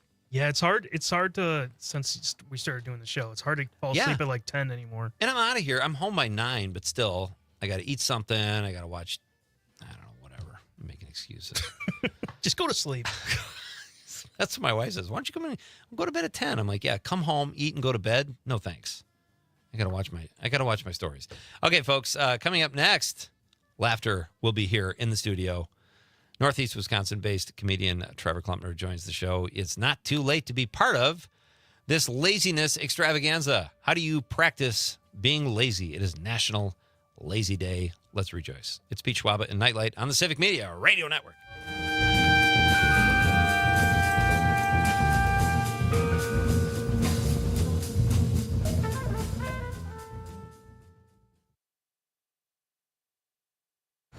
From Denmark to De Pere, this is 97.9 WGBW. Appleton Cigar Company on College Avenue has been serving the community for over 25 years. If you are a cigar aficionado looking for a one-of-a-kind experience, you need to check out Appleton Cigar, which boasts the largest selection of cigars north of Milwaukee with over 706 cigars to choose from in a walk-in humidor. The Cigar Lounge offers an impressive variety of spirits and cocktails that pair perfectly with a premium cigar. For the full experience, come to Appleton Cigar at 415 College Ave, Monday through Saturday, 11:30 a.m. to 10:30 p.m. For more information, go to appletoncigar.com. Hey Wisconsin, it's construction season and the Wisconsin DOT wants to help you safely navigate work zones in your area. Check 511wi.gov or download the free 511 app to see current road work, closures, detours, and camera views on your route. Wherever your travels take you, know before you go with 511wi.gov. That's 511wi.gov. And remember, know before you go. Always park the phone while driving. Sponsored by the Wisconsin DOT. The possibility of lung cancer can be pretty scary, especially if you're one of approximately 8 million current or former smokers at high risk. That's why SaveByTheScan.org wants you to know that now there's a breakthrough low-dose CT scan that can detect lung cancer early, and it only takes 60 seconds. You stop smoking, now start screening. For an easy quiz to see if you're eligible, visit SaveByTheScan.org. It could save your life. SaveByTheScan.org is brought to you by the American Lung Association's Lung Force Initiative and the Ad Council. Every 15 seconds, someone is diagnosed with cancer. If it's happened to you or someone you love, the American Cancer Society can help at every step of the journey. Visit cancer.org today. You are never far away from your favorite radio station. We're always streaming on TuneIn and the Civic Media app. And if you missed your favorite show or game, listen to a podcast of it anytime on the app or our website, civicmedia.us. Your local Civic Media radio station is your source for real news and great conversation, plus fun and exciting contests. For a complete list of contest rules, log on WGBW.FM.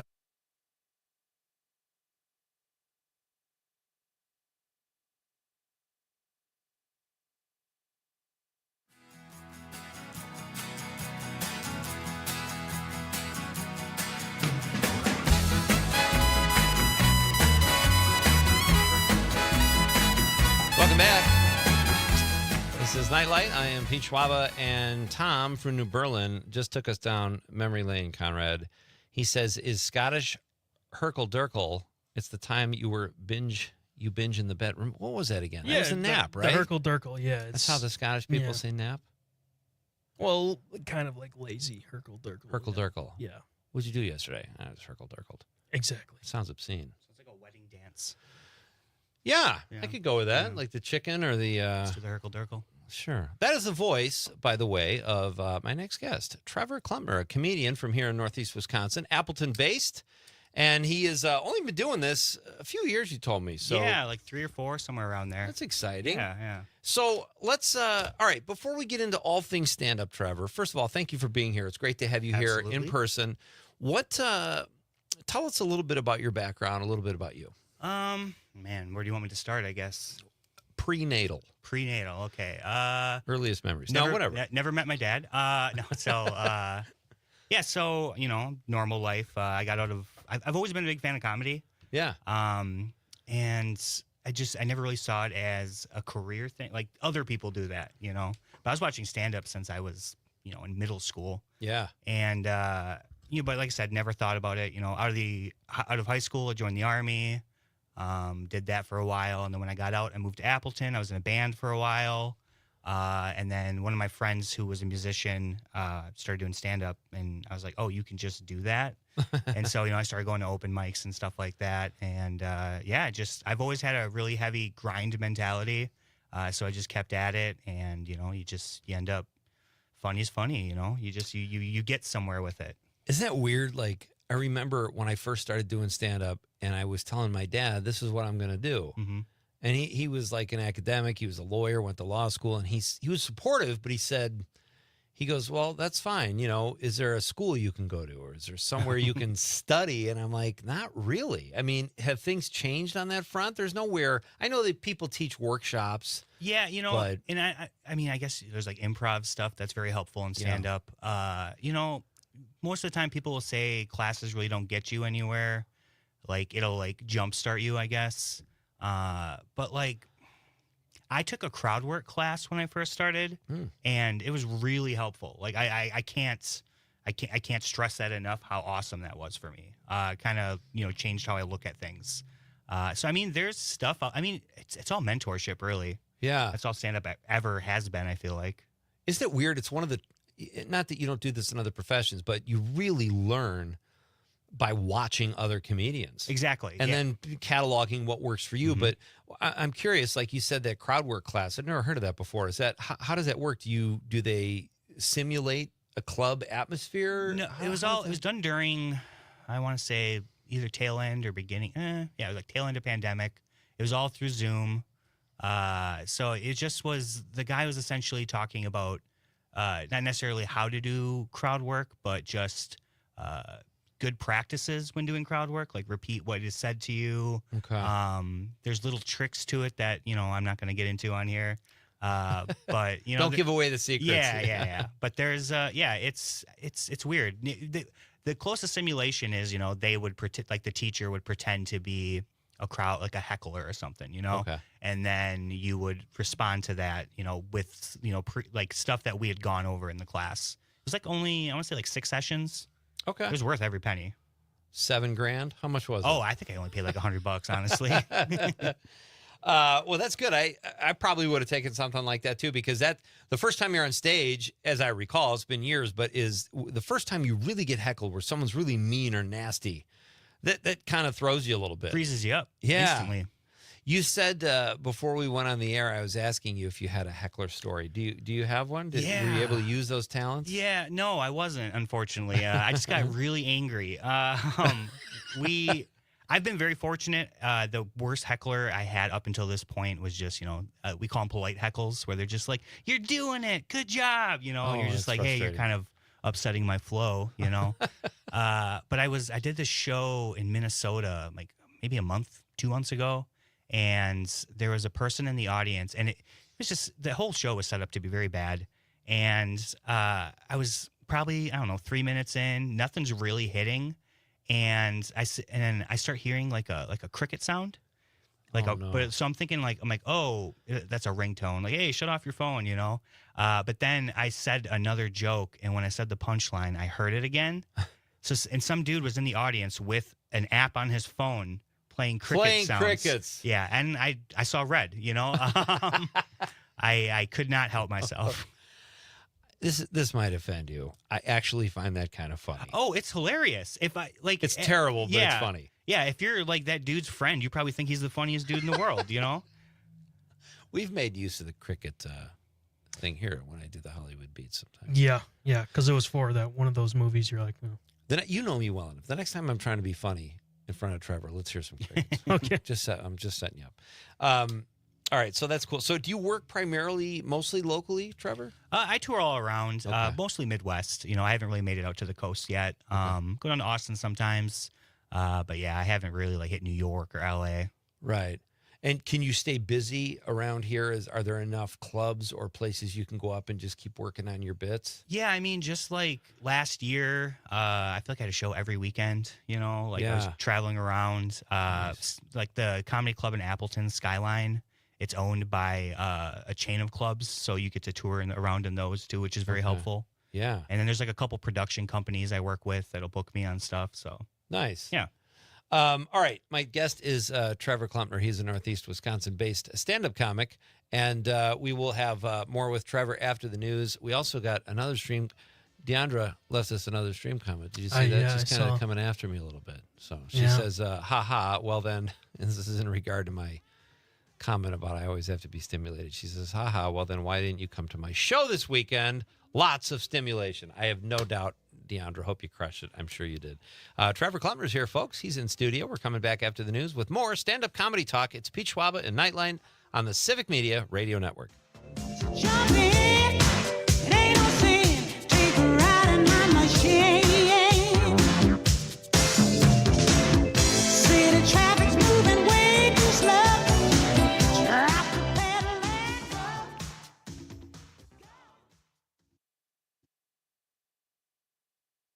From Ashwaubenon to Alloway, this is 97.9 WGBW. As Wisconsin summer weekends being spent on the lake, this is the Civic Media Radio Network. ABC News, I'm Stephanie Officer.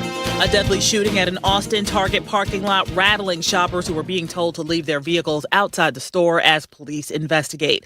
Police Chief Lisa Davis says the suspect hijacked multiple cars and shot at least one of the drivers and two others, sparking a police chase before he was taken into custody. We have 3 people that are deceased. This is a very sad day for Austin. It's a very sad day for us all. The NFL making league-wide security recommendations following the deadly shooting near their Midtown Manhattan offices 2 weeks ago that killed 4 people. ABC's Will Reeve. According to a new memo sent to all 32 teams and obtained by ESPN, the NFL recommending 3 changes: updated threat assessments to identify risks, armed law enforcement or security officers at team and league facilities, and weapons screenings to enter those locations, similar to game day procedures. This is ABC News. The Pirates come to town. Hi, I'm Mike Clemens with sports. The Pittsburgh Pirates in Milwaukee tonight to take on the first-place Brewers. Jose Quintana against the Pirates lefty Andrew Heaney. The Crew beating the Mets yesterday 7-6 with a walk-off home run by Isaac Collins. Their 9th win in a row. Quinn Priester on the mound on how the Brewers came back after being down 5-0. That's the sign of a really good baseball team. Some days the pitching isn't great, and the hitters, pick us up, and I never feel like they're out of a game, no matter how far it seems like it, I'll use me. Like, I put him out of it today. Starting's not there, the bullpen's going to be there to pick it up. And then if that's not there, then the hitters are going to be there. And if, we just feel like we're never out of it. NFL, the Packers holding a close practice today after getting blasted at home by the Jets 30-10. You just don't wake up and roll out of bed and beat teams in this league. You got to come with a purpose. That's the Packers head coach Matt LaFleur with Sports on Mike Clemens. On your entertainment beat, I'm Pete Schwaba. The music industry is still mourning the loss of Ozzy Osbourne. Wife Sharon Osbourne has said there will be a biopic of the rocker's life. Before you get too excited and think it's going to be all sex, drugs, and rock and roll, the Osbournes say it will focus on their marriage. The project was first announced in 2021, and all the Osbournes will play a role, with his children being listed as producers. Here's a vigilante justice news update. The Batman Part 2 has movement. Production will start filming in the spring of 2026, according to Variety. The film will not hit theaters until the following year, with a premiere date set for October 1 of 2027. Robert Pattinson is back to portray the Dark Knight. The production has been delayed several times, but all the ducks appear to be in a row. Matt Reeves is back in the director's chair. I was beginning to think this would never happen. For more showbiz fun, tune in to Nightlight with me, Pete Schwaba, weeknights from 6 to 8 p.m. on the Civic Media Radio Network.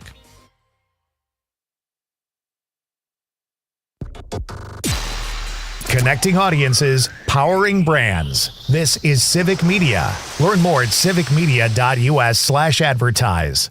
I'm meteorologist Mace Michaels. Increasing clouds tonight, chance of showers and thunderstorms. Lows in the upper 60s. For tomorrow, a mixture of sunshine and clouds, a chance of a shower or storm, and a high in the mid-80s. And more sunshine for Wednesday, low humidity, and a high in the low 80s. It's 82 right now. For 75 years, the Muscular Dystrophy Association's voices have thundered through the halls of Congress.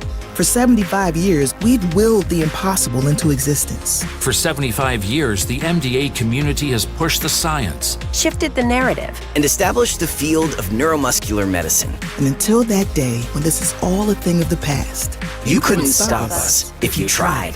Join us and celebrate 75 years of breakthroughs at MDA75.org. Missed your favorite show live on air? It's easy to find what you enjoy wherever you listen to podcasts, including Spotify, Apple, and Google Podcasts. And we're always streaming on TuneIn and the Civic Media app. The Elder Care Locator is here to help you live your best life as you age at home. Our call center advisors are ready to connect you with trustworthy local experts. Help is just a phone call away at 1-800-677-1116. Jane Matnair and Greg Bach. Coming up on the show.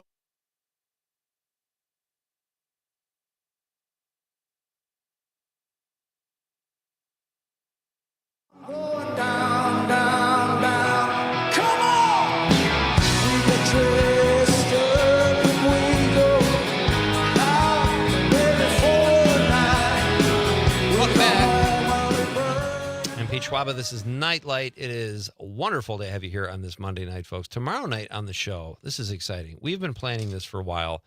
From the recombobulation area here at Civic Media, our political authority, Dan Schaefer, joins me at 6:35. We're going to talk about the show The Wire, a show Dan is very familiar with. It's one of his favorites. It's one of my favorites. And frankly, a lot of people consider it one of the best TV shows of all time. I've seen it twice all the way through. So that will be a fun discussion tomorrow night with Dan. He can bring some of his political expertise. And if you don't know the show The Wire, it takes place in Baltimore, and they really do a deep dive from a narrative standpoint into City Hall politics and the police force. It's just great. It's a really solid show. And then our pal Rob Brackenridge comes by the studio. He will be here. It's kind of like Appleton Comedian Night. Yeah, I guess Appleton Comedian Week. Yeah. So Rob will be here tomorrow night. He's on the show frequently and one of our besties. So we'll have Rob on tomorrow night as well. But right now, we're going to jump back into a conversation we were having before the news with one of Rob's friends and a fellow Appleton comedian, Mr. Trevor Klumpner. So that's me. Yeah. So are you? How's it going? Are you having fun? Currently, or in general with life? Well, hold on. Okay. I think I know where you're at with life because I wanted to ask you about this. On your website, you say you're a guy in a constant existential crisis. Can you elaborate? Oh, that's my Instagram, I think. Oh, is that what it is? Yeah. Okay. It's my personal Instagram. You're really doing some deep dives on me. I hired a PI. That's how seriously I took this interview. Yeah, no, I'm always second guessing myself, second guessing what's going on around me. Is this real? Is this actually happening right now? Everything is just, but I feel like with that type of perspective, I can just be like, well, this is going to happen and we're just going to ride it out. Do you, you say you've been doing stand-up about 4 or 5 years. Are you still at the point, do you get nervous before you go up? Every single time. Yeah. Yeah, doesn't matter. This is a good thing though, right? Kind of? Yeah, it keeps the energy up for sure. I'm not going to go up there and just be like, hey guys, what's going on? I'm going to be like, what's up?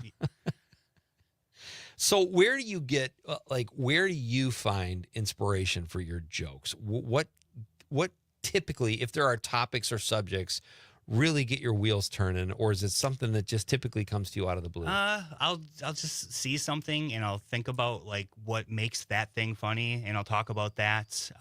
Usually though, it's just I'm having conversations with people and I'll say something and I'll be like, oh, that's actually a really funny premise. Yeah. And then I'll write it down and really plug away at it. I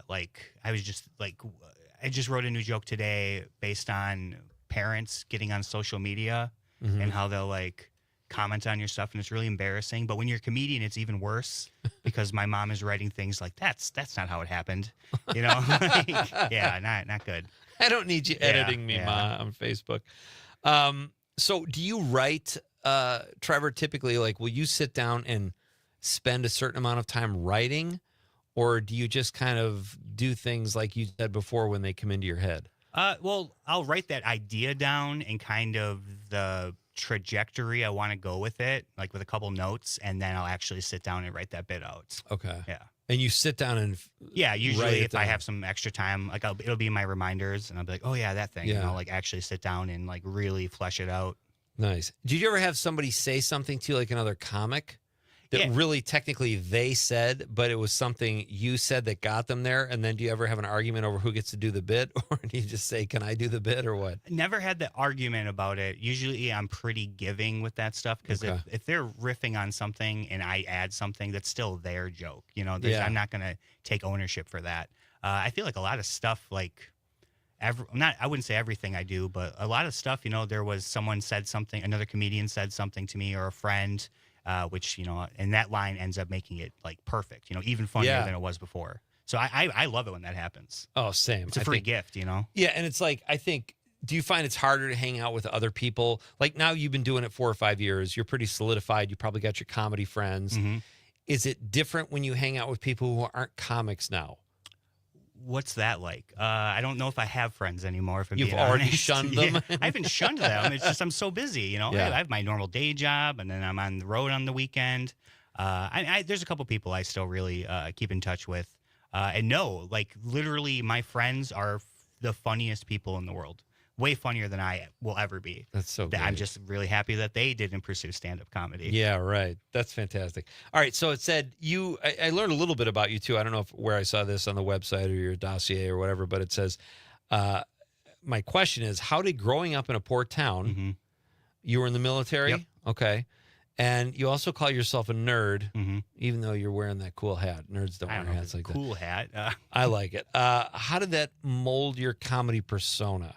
Well, it's like anything with writing, write what you know. Yeah. So, when I first started out, the stuff that was funny to me was childhood stories. Sure.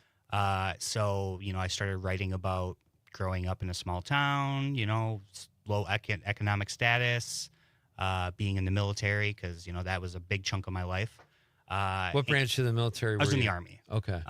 And it just, you write what you know.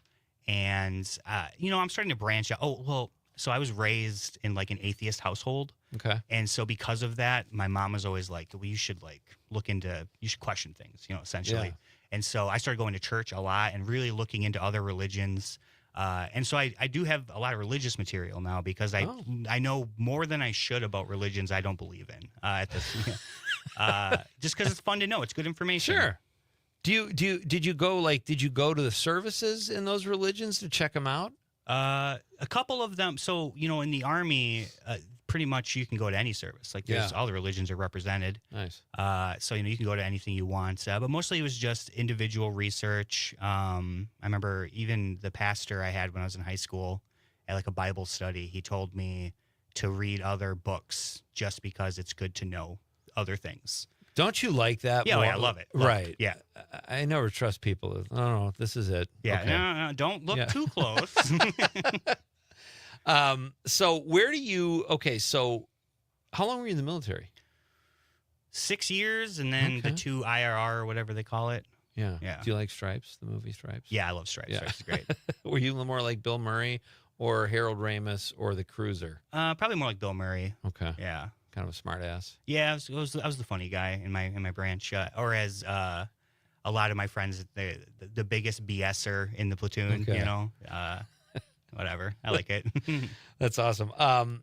So, all right. So you talk about doing stand-up comedy.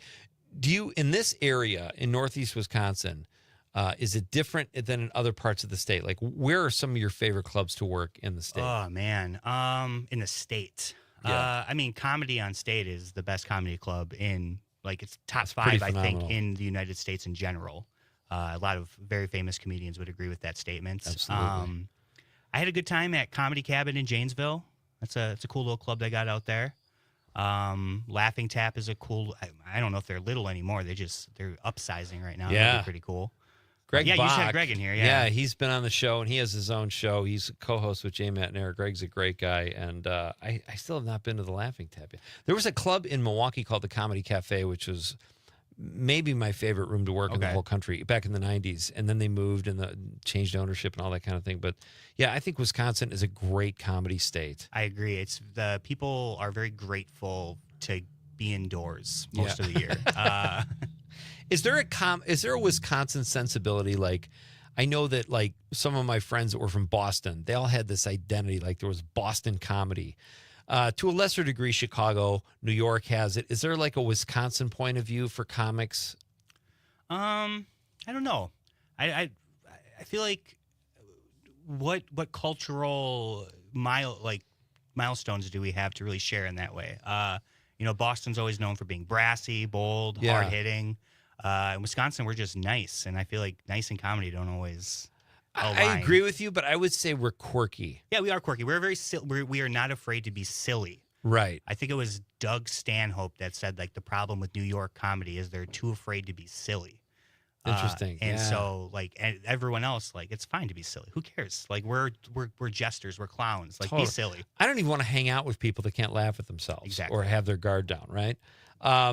So, all right, you also say on one of your social media outlets that you, by the end of your set or something to the effect like you'll be the guy next door or the guy they think they know. Yeah.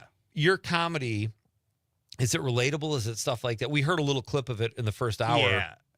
Is that how you identify yourself to audiences? Yeah, like relatability is everything. Like I feel like the biggest trick a comedian can pull is nostalgia. You know, like that always seems to pull on something. Yeah. But yeah, relatability, like even if you didn't grow up in a small town, you can pretty much imagine what it's like to grow up in a small town.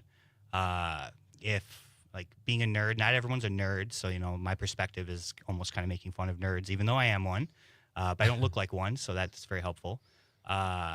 Yeah, so it's just, that's what it is. You've got that enigmatic thing going for you. You say you're a nerd. Mm-hmm. Like you said, I wouldn't have guessed that. And what is a nerd anyway? I mean, these days, everyone's a nerd. Everyone's a nerd, right? But you're also in the military. Mm-hmm. You grew up in a poor town. I think those perspectives alone, rather than just being a guy from a neighborhood in New York or Chicago for that matter, probably gives you different perspectives. Oh, I agree on with what that. you find funny. Yeah, like I wasn't, in a sequestered city where everything is the same. Everyone believes the same type of things. I've seen the world. I've seen small town USA. Right. Which is where, for being honest, that's where everyone is that you're going to be performing for. So yeah, totally. My guest is Trevor Klumpner. He is an Appleton-based stand-up comic. He's joining me here in the studio tonight on Nite Lite. Great to have you here, spending time with me and Trevor, folks. Do you have who are your favorite comedians that you watched growing up, and who are your favorite Wisconsin comedians? Okay. Growing up, man, that's a hard question. I was really big into Chappelle. Love Chappelle. I'm trying to think Patton Oswalt was really big for me. I think he's still to this day one of the funniest comedians working. Very good comic, yeah. There were some unfortunate things, but my favorite comedian up until something happened was Louis C.K. It's still, I mean, I don't know. He's a great comic. I listen to his stuff yeah. still, you know. I mean, you can't argue he's a great comic. Yeah, funny is funny. Right. Louis C.K. was probably my biggest for sure as a kid. And now my favorite Wisconsin comics. There's a guy from Appleton, Hayden Fredrickson. He's honestly, I think, the funniest comedian in our scene. Kristen Lighty here in Green Bay. Oh, love Kristen's her to death. Great, yeah. She's been more helpful than anyone ever in my career so far. If you're listening, Kristen, I love you. She's a nightlight frequenter. We love Kristen. Yeah, here. Kristen's awesome. My girlfriend, Kate Hermson, very funny. One of the funniest in the scene for sure. But then, you know, if we go out of the scenes, we got Sasha Rosser out of Madison, Reagan Namella in Milwaukee. Like, Wisconsin's got a really solid comedy team, group right now, I think. And we just mentioned our pal Rob Breckenridge. Rob Breckenridge, who will yes, be here, he's the legend. Tomorrow night, so that will be fun. And then what about, like, growing up, you said you watched Chappelle. Do you have comedy concerts that you want? Like, when I was a kid, we had Eddie Murphy. I remember listening to Steve Martin albums. Did you have people like that influenced you? Yeah, I listened to, a lot of Cosby. Yeah. Another one. Yeah, he makes but Louis C.K. also seem so funny. It's so insanely funny. I listened to him too. When that whole scandal came Yeah. out, I was blown away. I just could not believe it. Real bummer. Trevor Klumpner is here, folks, and we'll have a couple more minutes with Trevor. When we come back, we'll finish up reading some of your texts, and I'm going to ask Trevor, when was the moment that he knew he could do stand-up comedy, or when he wanted to try it? We'll do that, and I'm going to ask him what he's watching on colored television as well. This is Pete Schwaba and Nightlight on the Civic Media Radio Network.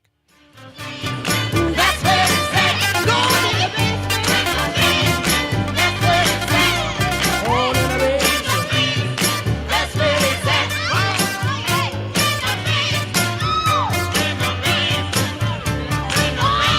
You tell them. Don't check your age at the door in the basement. Reach, engage, grow with Civic Media. Log on civicmedia.us/advertise. This is the story of the one. As a safety manager at a manufacturing plant, he does everything he can to keep his coworkers safe. From finding ways to reduce risks to keeping safety supplies in stock. And for that, he relies on Grainger. Grainger offers a broad range of quality products and next-day delivery, so he can always play it safe. Call 1-800-GRAINGER, click Grainger.com, or just stop by. Grainger, for the ones who get it done. Not completing high school is more of a social thing than it was an academic thing. Even though all these years have passed, I still had that longing to have my diploma. At age 30, Carissa finished her high school diploma. If you're even considering getting your high school diploma, you can do it. No one gets a diploma alone. If you're thinking of finishing your high school diploma, you have help. Find free adult education classes near you at finishyourdiploma.org. That's finishyourdiploma.org. Brought to you by the Dollar General Literacy Foundation and the Ad Council. Being blind doesn't look how others may think.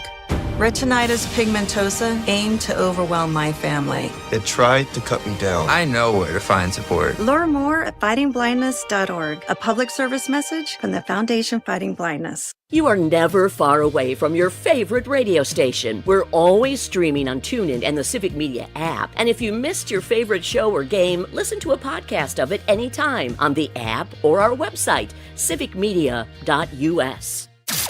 Your local Civic Media radio station is your source for real news and great conversation, plus fun and exciting contests. For a complete list of contest rules, log on wgbw.fm/contest-terms. Reach, engage, grow with Civic Media.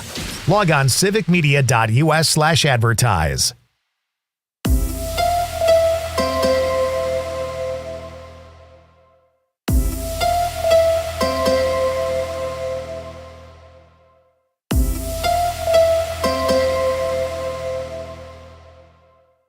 Doctors Without Borders is delivering life-saving medical care where it's needed most in communities around the world.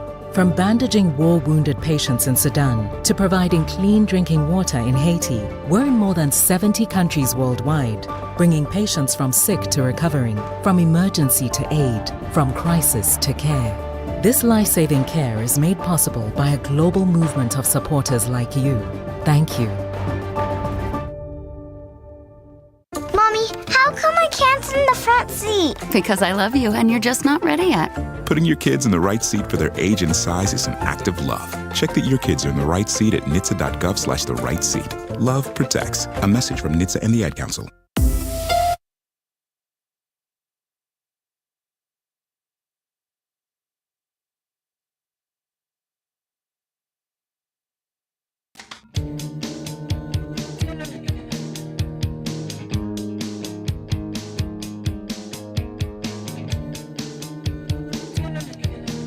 Welcome back to Nightlight, folks. We are just about to put a bow on this show. I am Pete Schwaba. It's been fun having you here tonight. And thank you so much for being part of our fun tonight, talking about laziness with our question of the night. My thanks to Fallon Buchholz and Trevor Klumpner is my current guest here in studio. We'll be back with Trevor in just a second. We have a couple texts here we want to get through. Jack from Merrimack, he's in the 414, says, how to be lazy. I learned well as a kid. Go fishing. Motor out onto the lake in your flat-bottom boat with its 1 1/4 horsepower Johnson. Set the boat in a drift that won't take you ashore for a few hours. Drop a line overboard from your cane pole? Is that maybe? I don't know anything about fishing. Yeah, I think those are the ones that don't have reels on them that you just kind of put out. Make it look like you're fishing? Yeah. Oh, okay. So you're not even actually fishing, which doesn't take a whole lot of effort. You're pretending to fish. Your cane bolt and go to sleep in the sun. If you're feeling ambitious, you might even bait the hook. Jack from Merrimack.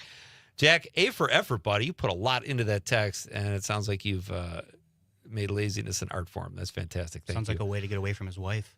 It could be. You never know. And she's probably happy he's doing it, too. Hey, why don't you go fishing more, honey? Tom from New Berlin says, if you can't laugh at yourself or the follies of life are special, why not share? Totally agree, Tom. Well said. And our pal Steady Eddie says, Pete, my laziness is God-given. I'm truly blessed. Thank you, baby Jesus. Like a camel can go for days without water, I can go for days and not do a GD. And then I'm glad he put in parentheses, gosh darn thing. As far as laziness goes, I'm what you would call a natural. Don't hate me, Pete. It's in my genes. But my father was Secretary of Idleness in the Carter administration. Your so-called lounging just ain't going to cut it anymore, Pete. I know you can do a lot more, or maybe more like it, a lot less. Slow down, man. Conrad is young and still has a chance to become the GOAT of lazy. I'm on my way. I mean, I would say Steady Eddie makes good points, but this text took a lot of effort. He is not a lazy guy. No, exactly. He says, chant, let's go slow, let's go slow, let's go slow. My Buddhist elders tell me, Steady Eddie, be the lazy. Now I understand laziness is a journey, not a destination. I believe I could write a best-selling book. I think you just did, Steady Eddie. I could write a best-selling book about being lazy, and I would make $1 million and become famous, but I'm pretty sure that ain't happening. Lazy and unsure of yourself. Steady Eddie, you've outdone yourself. I would say that's a steadfast Edward text, not Steady Eddie. Yeah. Well done, buddy. We have a few more minutes with my current guest, Trevor Klumpner. His first time on Nightlight. He's here in the studio, made the drive up from Appleton, braved the traffic. This is a total aside thing, but have you noticed that Northeast Wisconsin traffic has gotten, there have been more jerky drivers here, or is that just?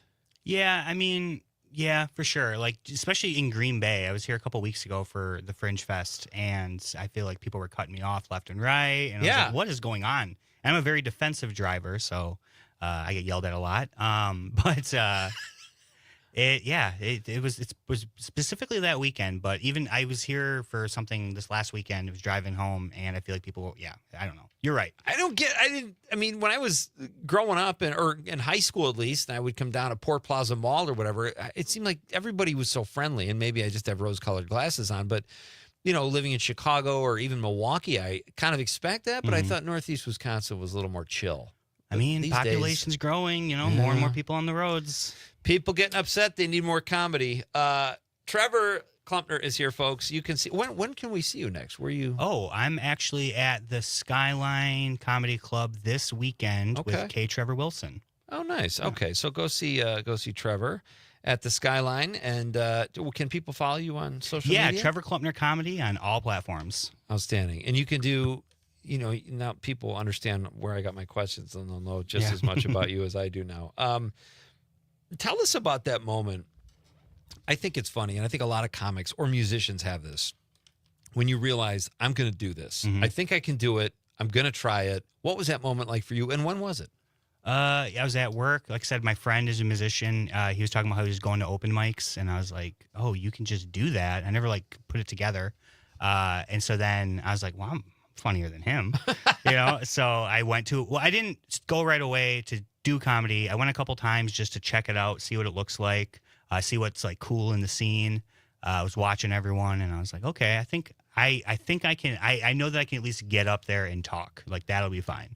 And I went up there. You know, no one does well their first time, right? Except for me, I crushed. No, I'm kidding. No, I'm kidding. It was horrible. But I got one laugh on something, and that was enough to just have me come back and just keep trying. I was going to have a follow up because that was the moment you decided to try it. Did you have a moment where you're like, "Wow, I can do this"? Yeah, I actually a great show. Maybe it was at the Skyline open mic, and you're supposed to record yourself, and I recorded myself, and I watched back, and I was just got done doing that crowd work class, and I was trying some of the stuff out, and as I was going through it, and I was watching the recording, and like it was just constant laughter, like it's still to this day a really good clip. And I'm just like, man, okay, I think I got this now where I can start asking people to have me on their shows. That's so great. Well, you reached out to me, and I'm glad you did. This has been fun. It's been great getting to know you, and we'll obviously do it again some point. But we've got about 30 seconds. Do you have a show you've been binge watching? I've actually been watching Wednesday. Okay. Yeah. It's supposed to be great. I really like it. It's it's got that angsty teen stuff that a lot of WB shows would have, but it's kind of dark. There's a lot of blood. It's still fun to watch. If you didn't watch The Addams Family, not that you'd be lost, but is it still good? Yeah, I would say so. Okay. Premature there with that music. He's just queuing it up. He's got all the sweet hookups. Jack from Merrimack in the 414 says, FYI, a cane pole is what we used to call a bamboo pole with just a line, bobber, and hook. I was right. That's pretty close. Yeah. Well done. I probably don't ever catch any fish. I think it's all about the snap in the bamboo pole. I think so, too. And if you're really, truly being lazy, you probably don't want to catch a fish. All right. Trevor Klumpner, thank you, buddy. Thank you. It was great. Thanks for coming in. This was fun. Thank you to Fallon Buchholz. And thank you for all your texts and calls. We're coming back tomorrow night to do it all again here on Night Light. On behalf of the lovable producer, Conrad, I'm Pete Schwaba saying good night, Wisconsin.